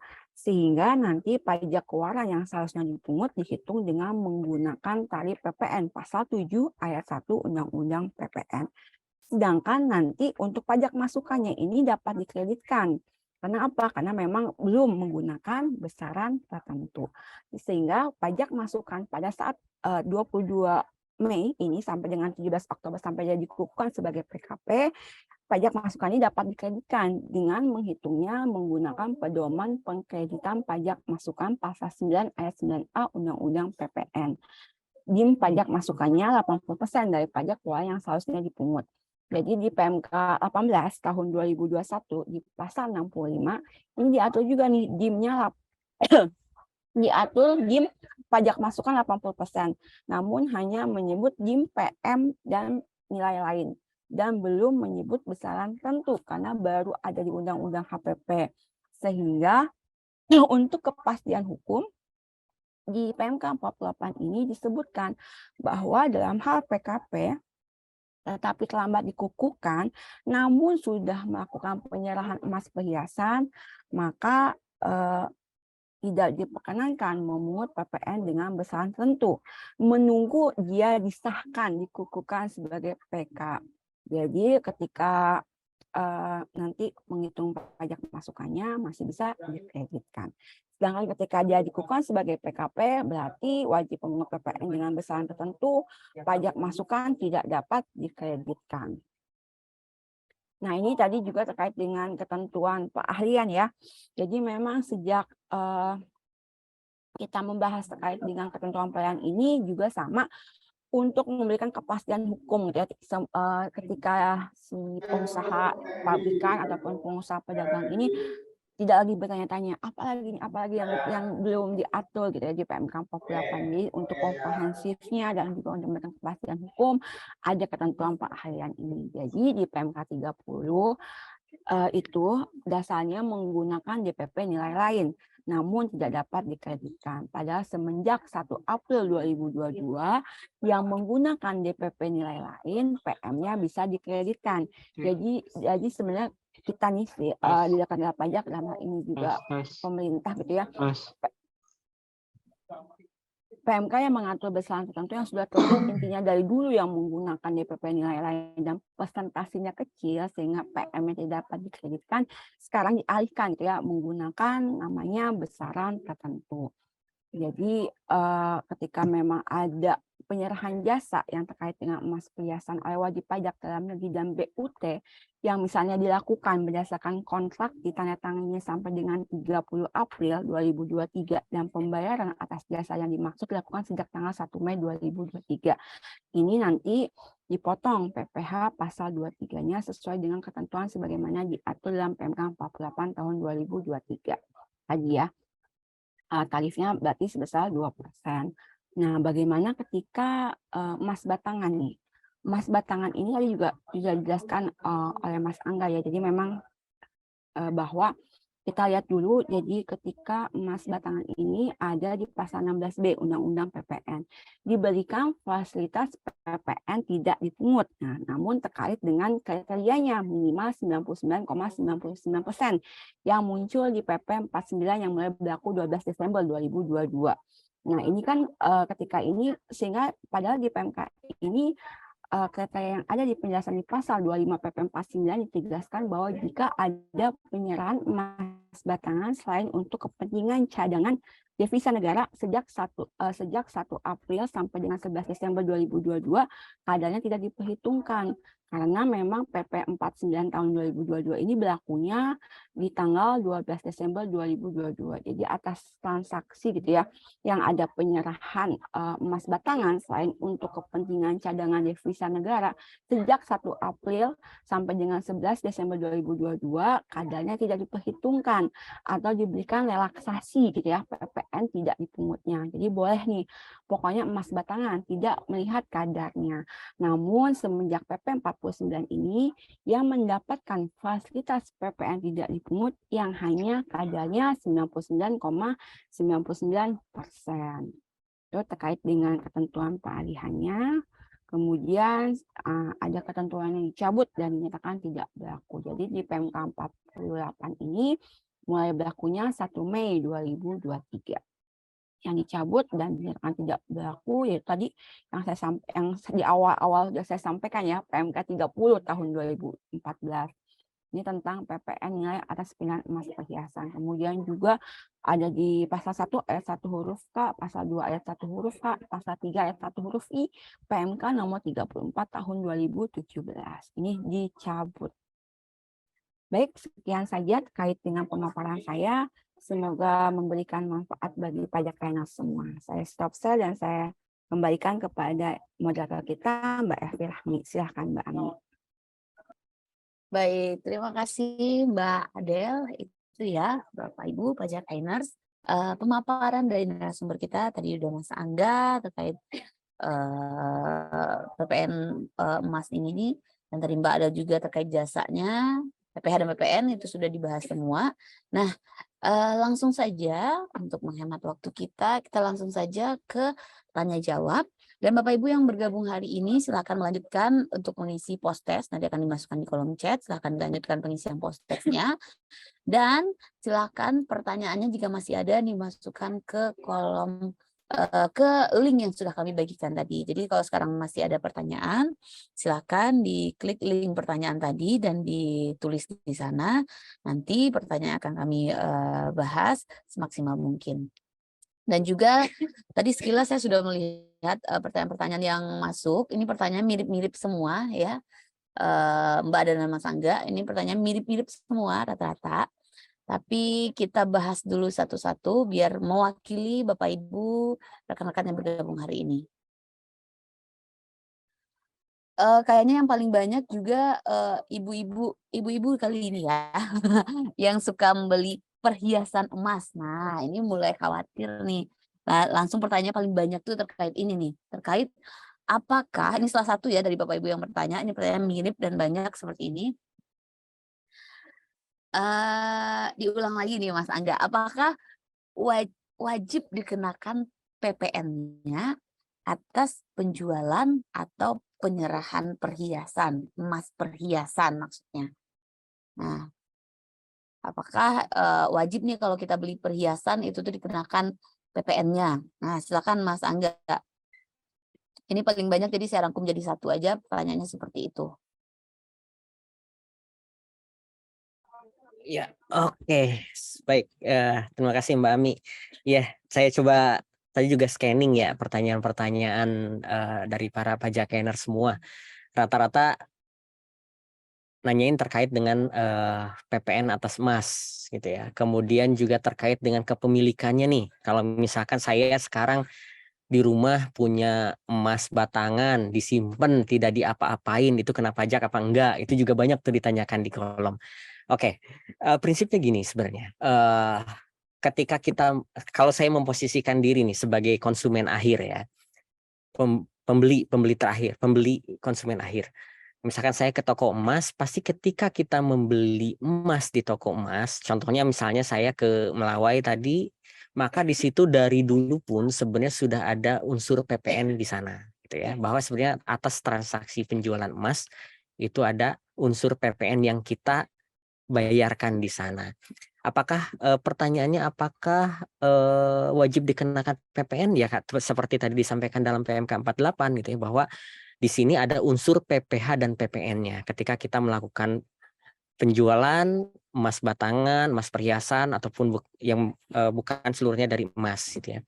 Nah, tinggal masalahnya adalah siapa yang melakukan pemungutan gitu ya. Ketika misalnya saya konsumen akhir, saya membeli emas dari toko emas atau pedagang emas, seperti tadi slide-slide yang sudah disampaikan, di situ kalau yang belinya adalah konsumen akhir, maka tidak terutang atau tidak dilakukan pemungutan PPh pasal 22. Oke, clear ya bahwa kalau saya konsumen akhir berarti saya tidak dipungut PPh pasal 22 oleh pedagang emas. Nah, kalau PPN-nya seperti apa? Karena konteks PPN itu dibayarkan oleh konsumen akhir yang atas objeknya, maka di sini tentu ada unsur PPN-nya. Yang mungut siapa? Yang mungut adalah penjualnya. Nah, karena saya adalah konsumen akhir, maka penjual wajib melakukan ataupun menerbitkan faktur pajak. Bentuknya apa? Faktur pajaknya kalau yang membeli adalah konsumen akhir, maka bisa menggunakan faktur pajak eceran gitu ya, sebagaimana diatur dalam Undang-Undang PPN pasal 13 ayat 5 huruf A. Nah, tapi kalau misalkan yang belinya adalah non konsumen akhir, di mana identitasnya bisa diperoleh secara lengkap, maka bisa membuat faktur pajak secara lengkap sebagaimana diatur dalam pasal 13 ayat 5. Nah, ini seperti di slide ya sudah jelas ya bahwa PPN pasti dipungut, besarannya sesuai dengan besaran tertentu, ada yang 1,1, ada yang 1,65.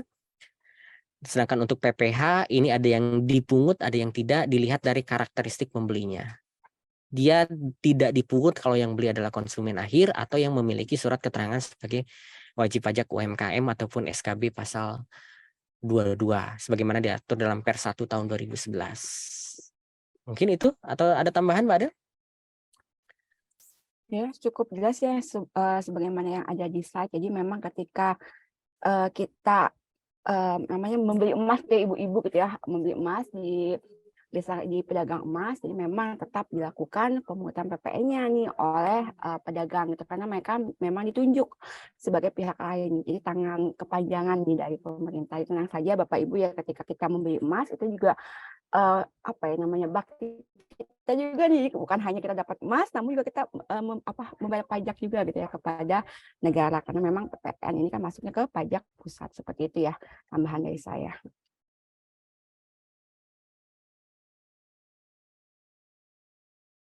Baik, oke. Kita lanjutkan pertanyaan kita berikutnya, karena ini pertanyaannya cukup banyak ya. Jadi kita lanjut pertanyaan kita berikutnya. Ini ada 2 pertanyaan, Mbak Adel, Mas Angga, langsung dua-dua saja. Yang pertama pertanyaannya, bagaimana jika pembeli emas ini, pembelinya ini adalah konsumen akhir namun tidak punya NPWP, nanti kena pajaknya berapa? Itu pertanyaan pertama, kalau tidak punya NPWP. Pertanyaan yang kedua, kenapa sih pajak masukannya tidak bisa dikreditkan? Tadi Mas Angga juga menjelaskan terkait pengkreditan pajak masukan bahwa ini karena dia besaran tertentu ini tidak bisa dikreditkan. Nah, ini ditanyakan lagi kenapa tidak bisa dikreditkan. Silakan Mbak Adel atau Mas Angga, ada 2 pertanyaan. Oke, baik, saya coba yang jawab terkait dengan PPh-nya Mas dulu ya. Kenapa ketika atau gini deh, kita petakan dulu ya pembelian emasnya, emas atas apa? Kita jabarkan dulu emas perhiasan. Jadi kalau misalkan saya konsumen akhir, kemudian saya membeli emas perhiasan, maka sesuai dengan slide di sini dikecualikan dilakukan pemungutan PPh pasal 22. Maka di sini kalau saya konsumen akhir, saya tidak akan dipungut PPh pasal 22 atas emas perhiasan. Nah, kemudian bagaimana dengan emas batangan? Nah, ini juga banyak ditanyakan di kolom pertanyaan ya. Kok saya waktu beli ke Antam itu dipungut PPh pasal 22 0,45%, atau kalau saya tidak memiliki NPWP saya dipungutnya 0,9%. Nah, seperti apa pengaturannya? Nah, untuk emas batangan ya, emas batangan nih, kalau yang kasus Antam tadi kita harus lihat transaksinya kapan.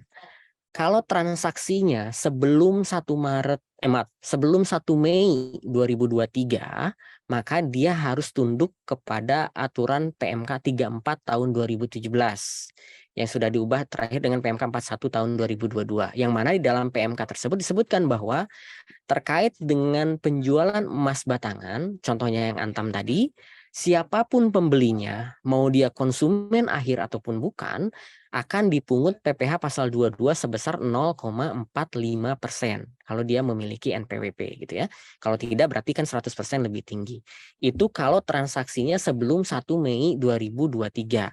Nah, dengan adanya PMK 48 tahun 2023 yang mulai berlaku sejak 1 Mei 2023, ketika misalnya Bapak Ibu membeli emas batangan ke Antam misalnya, maka dia tidak akan dipungut PPh pasal 22. Kenapa? Karena seperti tampak di slide, pemungutan PPh pasal 22 emas batangan dikecualikan jika penjualannya kepada konsumen akhir. Jadi membedakan ya, kalau dulu sebelum 1 Mei kita beli ke Antam dipungut 0,45%, dengan adanya PMK 48, kalau kita beli emas batangan setelah 1 Mei 2023, itu tidak akan dipungut PPh pasal 22 kalau kita berposisinya adalah sebagai konsumen akhir atau wajib pajak yang dikenakan UMKM, PPh final UMKM yang memiliki surat keterangan PP 23 tahun 2018 atau sekarang PP 55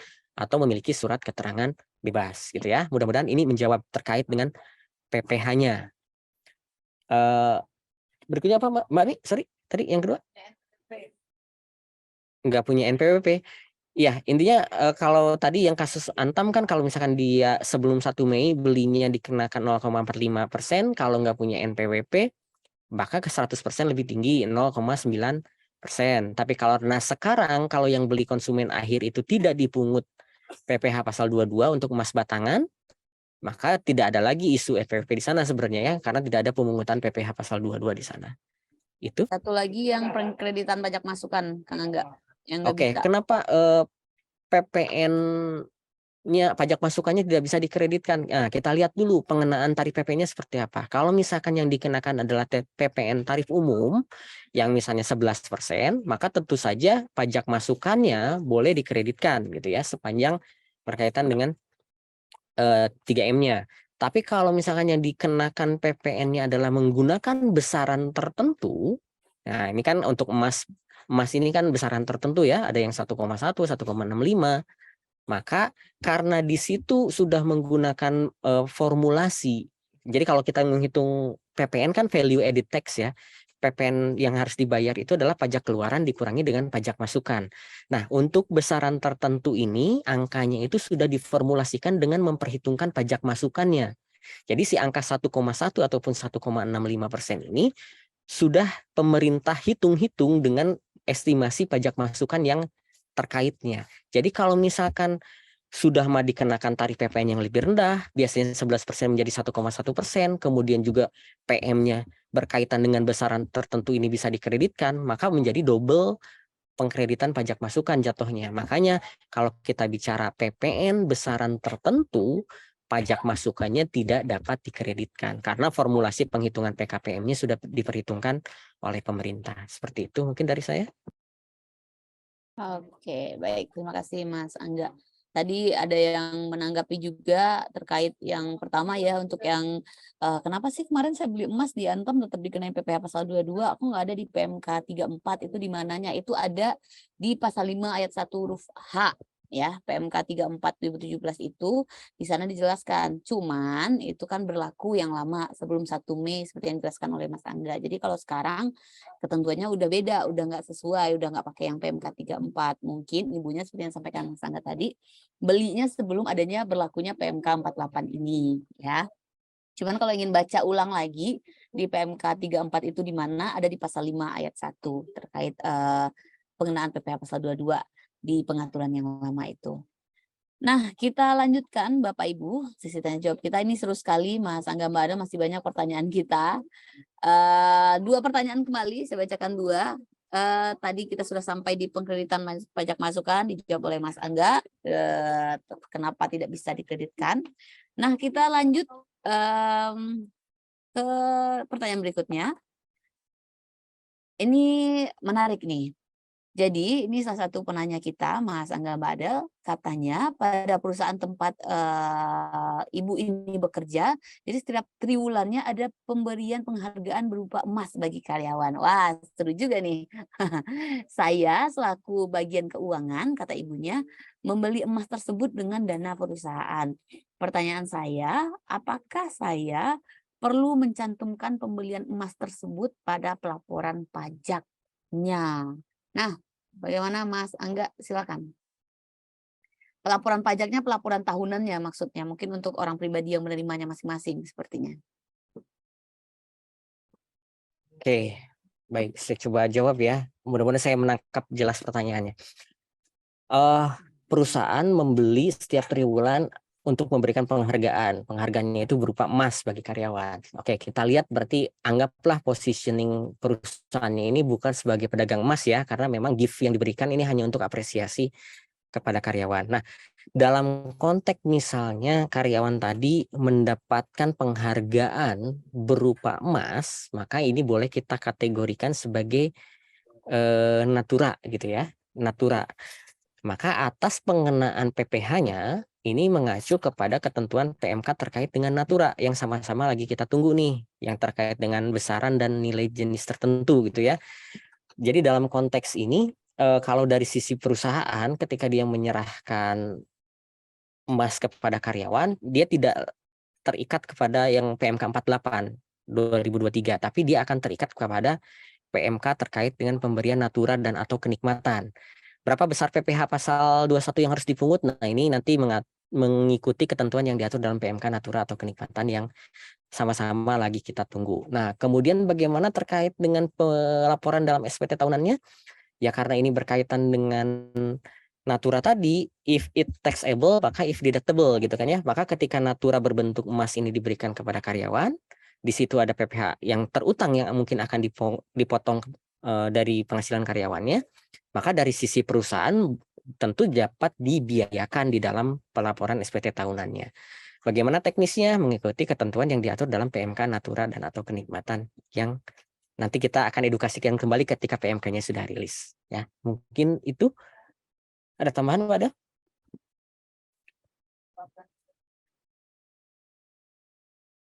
Oke, yang terkait pelaporan di SPT tadi gimana Mas Angga udah?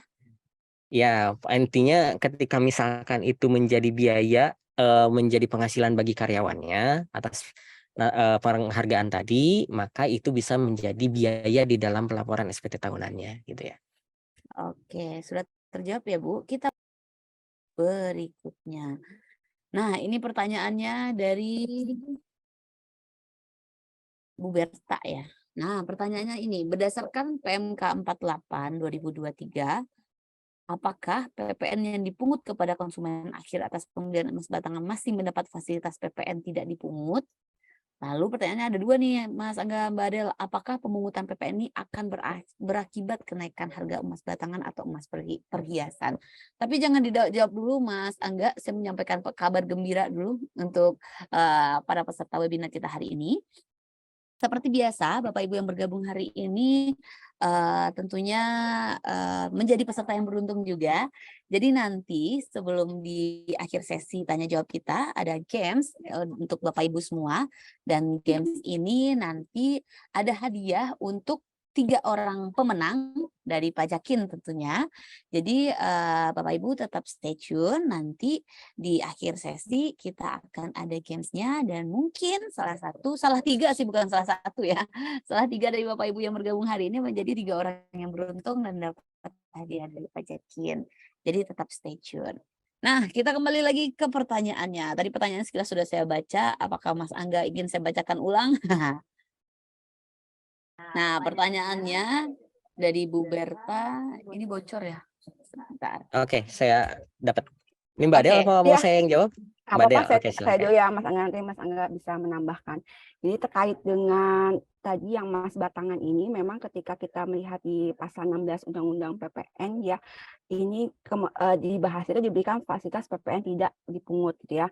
Tetapi terkait dengan kriterianya minimal 99,99% ini memang munculnya ini di PP 49 yang mulai berlakunya 12 Desember 2022. Sehingga ketika juga ada di slide ya, ketika kriteria emas batangan terkait dengan adanya PMK 48 ini, jadinya ini ada fasilitas PPN tidak dipungut ini ada syarat-syaratnya gitu ya. Yang pertama tadi kadar emasnya paling rendah sebesar 99,99%. Jadi ketika kadarnya tidak memenuhi syarat ini, maka dia tidak diberikan fasilitas PPN tidak dipungut. Seperti itu. Tapi Mas Angga bisa menambahkan biar lebih lengkap atau sudah cukup? Sudah cukup lah, Mbak. Ya, jadi tetap ada syaratnya ya, tidak lagi diberikan fasilitas PPN tidak dipungut. Kita lihat dulu kadar emasnya sebesar 99,99%. Ya, lanjut. Mungkin pertanyaan selanjutnya. Oke, terima kasih Mbak Adel. Kita lanjut ke pertanyaan kita berikutnya. Masih ada sedikit sisa waktu, 2 pertanyaan terakhir lagi sebelum kita bagi-bagi hadiahnya. Nah, pertanyaan 2 terakhir ini akan saya bacakan. Ini pertanyaan dari Bapak atau Ibu Niwayan Jepun. Pertanyaannya, apakah penjual emas wajib menjadi PKP? Wajib PKP apa enggak penjual emas? Nah, itu pertanyaan sesederhana itu. Kalau dari pertanyaannya, nanti jawabannya kita dengar dari Mas Angga dan Mbak Adel. Dan pertanyaan kedua, ini 2 terakhir. Ini dari Pak Haris, pertanyaannya, kalau pedagang emas diwajibkan untuk PKP walaupun omsetnya tidak mencapai 4,8 M dalam 1 tahun, di mana perlu dilaporkan kalau PKP ini tidak menerbitkan faktur pajak, apakah penjualannya bisa dimasukkan di penjualan digunggung? Oh, faktur pajaknya maksudnya nih. Kemudian apakah penjualan logam mulia masih termasuk PPN yang tidak terutang setelah adanya PMK 48 tahun 2023 ini? Jadi ada 2 pertanyaan Mas Angga Badal. Yang pertama, apakah wajib PKP? Yang kedua masih terkait PKP juga. Ada tambahan pertanyaan sedikit lagi di bawahnya terkait apakah penjualan logam mulia ini masih termasuk PPN yang tidak terutang di PMK 48 tahun 2023. Silakan 2 pertanyaan terakhir ini Mbak Adel dan Mas Angga. Oke, saya coba jawab dulu yang pertama ya. Apakah pedagang atau pengusaha emas ini wajib PKP? Jawabannya iya, wajib. Sebenarnya ini sudah diatur sejak lama ya Bapak dan Ibu, teman-teman pajakener semua. Ini sudah diatur dalam PMK 30 tahun 2014. Di situ juga disampaikan bahwa bagi para pengusaha emas itu wajib dikukuhkan sebagai pengusaha kena pajak. Jadi dari dulu pun sudah wajib, dari tahun 2014 sudah wajib pengusaha kena pajak. Nah, tinggal pertanyaan berikutnya adalah kalau misalkan saya ulang ya, wajib PKP tanpa melihat besaran omset di bawah 4,8 atau lebih gitu ya. Berapapun omsetnya, kalau dia berkaitan dengan jual beli emas gitu ya, maka di situ wajib dikukuhkan sebagai pengusaha kena pajak. Nah, pertanyaan berikutnya, kalau misalkan pedagang emas tadi diwajibkan untuk PKP walaupun omsetnya tidak mencapai 4,8 miliar, kalau PKP ini tidak menerbitkan faktur pajak, apakah bisa dimasukkan di penjualan gunggungan? Oke, kalau dia sebenarnya gini, kita balik ke konsep dasar. Kalau misalkan dia PKP, maka sebenarnya dia wajib menerbitkan faktur pajak. Tinggal pertanyaannya bentuk faktur pajaknya seperti apa? Apakah faktur pajak lengkap sebagaimana diatur dalam pasal 13 ayat 5 Undang-Undang PPN atau faktur pajak eceran. Nah, gitu ya. Kalau misalkan yang jual adalah kalau misalkan yang beli adalah konsumen akhir, maka boleh menggunakan faktur pajak eceran sebagaimana dimaksud dalam pasal 13 ayat 5 huruf A Undang-Undang PPN yang diisinya identitas penjual, nama penjual gitu ya, alamat penjual, kemudian besar BKP dan atau JKP. Ya seperti yang diatur dalam faktur pajak eceran lah. Boleh jadi tetap menerbitkan faktur pajak, namun bentuknya faktur pajak eceran. Nah, konteks pelaporannya seperti apa? Bisa dilakukan dengan cara digunggung dalam SPT masa PPN 11-11-nya gitu ya. Jadi tetap wajib menerbitkan faktur pajak, tinggal dilihat apakah faktur pajak lengkap atau faktur pajak eceran. Bergantung pada karakteristik pembelinya. Kalau faktur pajak eceran, maka pelaporannya bisa dilakukan dengan cara digunggung. Seperti itu. Kemudian berkaitan dengan lagi-lagi emas batangan, sebenarnya tadi sudah disampaikan oleh Mbak Adel gitu ya.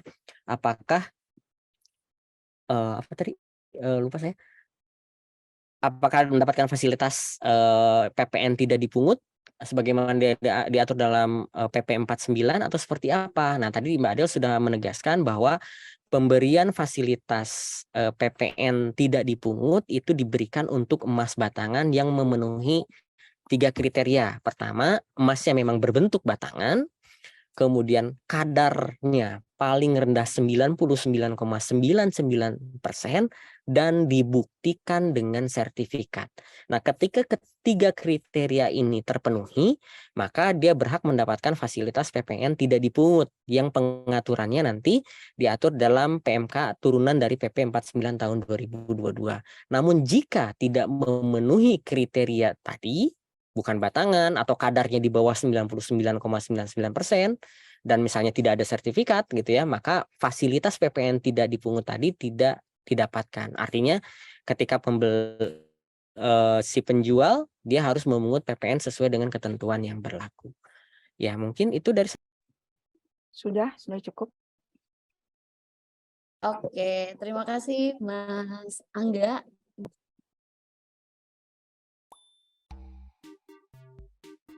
Ya, gamesnya ini Kahoot. Silakan Bapak Ibu masuk ke kahoot.it, www.kahoot.it.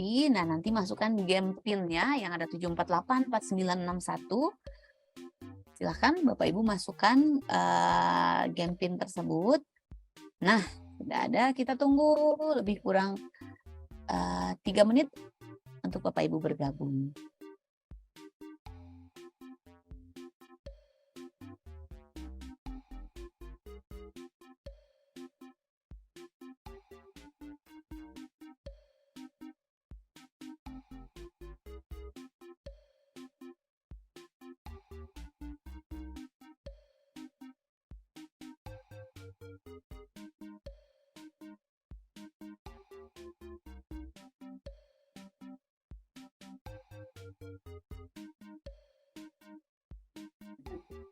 Ya, sudah 50 orang, dia terbatas ya. Oke, mari kita mulai.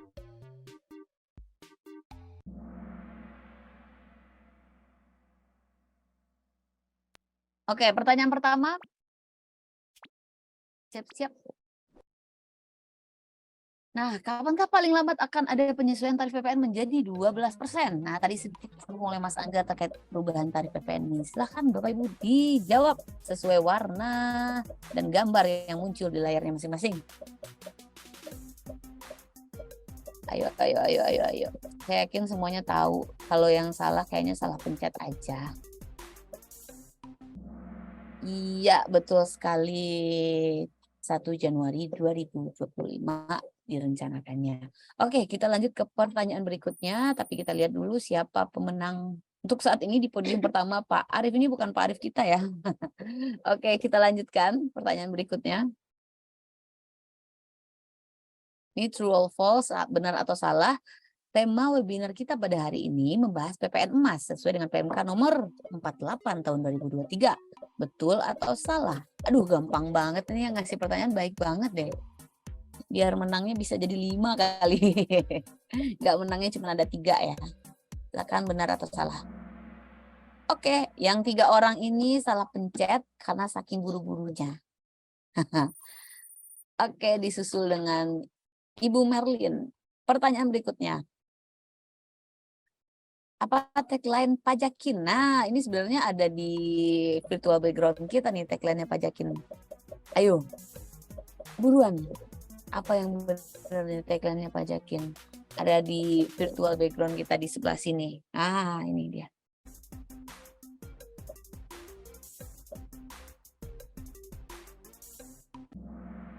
Nah, benar sekali. Solusi pajak dalam genggaman. Kita lihat siapa pemenangnya susul menyusul kayaknya ya. Nah, digantikan oleh Bapak Budianto. Kita lanjutkan pertanyaan keempat. Ketika kita membeli tiket Coldplay, ada pajak di dalamnya, yaitu pajak apakah itu? Apakah PPN, PPh 22, 4 ayat 2, atau pajak daerah? silahkan. Ini yang udah beli tiket Coldplay, yang udah war kemarin, kira-kira itu dikenakan pajak apa tuh?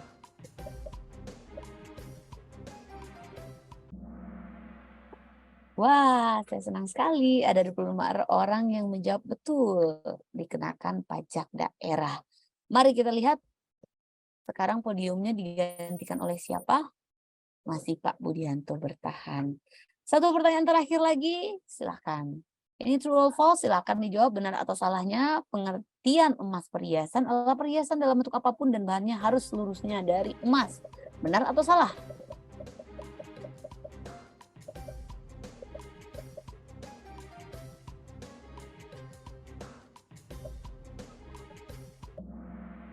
Oke, salah ya.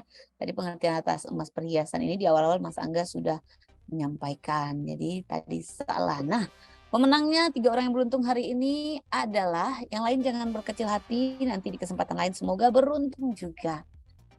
Ya, kita lihat siapa pemenang pertamanya, Pak Budianto. Selamat untuk Pak Budianto, Mas Daeng, ini dari Makassar jangan ya. Dan Mbak Yunita Dwi, silakan di screenshot dulu tim dari Pajakin. Ya. Oke. Baik, selamat sekali lagi kami ucapkan untuk 3 orang pemenang. Tadi nanti akan dihubungi oleh tim dari Pajakin terkait apa kira-kira yang akan dikasih oleh Pajakin. Nah, nanti akan dihubungi oleh tim Pajakin. Sekali lagi selamat dan semangat juga melanjutkan harinya setelah ini. Oke Bapak Ibu, Games tadi menutup akhir sesi kita bertemu terkait webinar kita terkait PMK 48 tahun 2023 pada hari ini. Semoga webinar kita hari ini bisa bermanfaat untuk Bapak Ibu semua. Saya mewakili seluruh tim yang bertugas hari ini. Mohon maaf apabila ada salah kata, ada yang kurang berkenan, mohon dimaafkan. Dan terima kasih untuk Pajakin yang sudah menjembatani sehingga kegiatan webinar kita bisa terselenggara pada hari ini. Dan terima kasih juga narasumber kita, fungsional penyuluh pajak dari Direktorat Kedua Mas Kantor Pusat Direktorat Jenderal Pajak yang sudah berbagi ilmu, berbagi informasi bersama kita semua pada pagi hingga menjelang siang ini. Mohon maaf jika tidak semua Bapak Ibu bisa menyampaikan pertanyaannya. Nanti kita bisa ketemu lagi di lain waktu. Mungkin di materi kita yang lain, nanti kita ketemu lagi di webinar-webinar kita berikutnya. Semoga webinar kali ini bermanfaat untuk Bapak Ibu semua. Selamat melanjutkan aktivitasnya. Akhir kata dari kami. Semoga Bapak Ibu sehat semua dan yang paling penting apa? Pajak buat Indonesia Maju. Sampai jumpa Bapak Ibu yang akan melanjutkan aktivitasnya. Silahkan meninggalkan Zoom ini. Dan yang paling penting, post-testnya yang belum diisi, di-copy dulu linknya. Nanti dilanjutkan setelah sesi kita hari ini. Oke, sampai ketemu lagi Bapak Ibu. Wassalamualaikum. Waalaikumsalam warahmatullahi wabarakatuh. Waalaikumsalam warahmatullahi wabarakatuh. Waalaikumsalam warahmatullahi Terima kasih. Selamat siang. Kemudian login www.pajak.go.id Terima kasih. 16 digit bagi wajib pajak orang pribadi. Berdasarkan Peraturan Menteri Keuangan Nomor Terima 112 kasih. Tahun 2022, terhitung mulai 14 Juli 2022 terdapat 3 format NPWP sebagai berikut. Pada periode 14 Juli 2022 sampai dengan 31 Desember 2023, NPWP format baru masih digunakan secara terbatas. Selanjutnya, mulai 1 Januari 2024, NPWP format baru diterapkan secara menyeluruh pada layanan administrasi perpajakan. Berikut tahapan login pada www.pajak.go.id menggunakan NIK 16 digit. Pertama, buka situs www.pajak.go.id pada browser Anda, lalu tekan login. Kedua, masukkan 16 digit NIK sesuai KTP, gunakan kata sandi yang sesuai, masukkan kode keamanan yang tersedia, dan akhiri dengan klik login. Jika data yang Anda masukkan benar, pada layar akan muncul dashboard profil Anda. Selamat! Login menggunakan NIK 16 digit berhasil dilakukan. Lalu bagaimana jika Anda belum dapat melakukan login menggunakan NIK? Lakukan tahapan sebagai berikut. Pertama, buka situs www.pajak.go.id pada browser Anda, lalu tekan login. Kedua, masukkan 15 digit NPWP, gunakan kata sandi yang sesuai, masukkan kode keamanan yang tersedia, lalu klik login. Ketiga, buka menu profil, masukkan NIK 16 digit sesuai KTP Anda,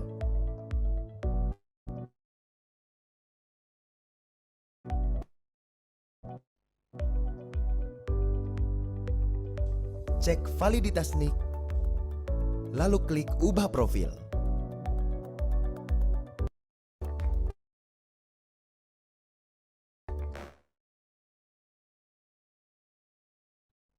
Keempat, untuk menguji keberhasilan langkah sebelumnya, lakukan logout atau keluar dari menu profil saya.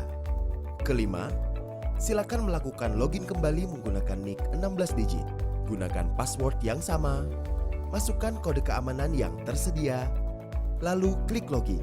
Keenam, apabila NIK Anda telah tercantum pada menu profil, maka NIK telah terupdate dan dapat digunakan pada www.pajak.go.id. Segera lakukan pemutakhiran data secara mandiri dengan memeriksa dan melengkapi data profil Anda. Jika Anda masih memerlukan bantuan, silakan kunjungi www.pajak.go.id atau telepon ke Kering Pajak 1500 200.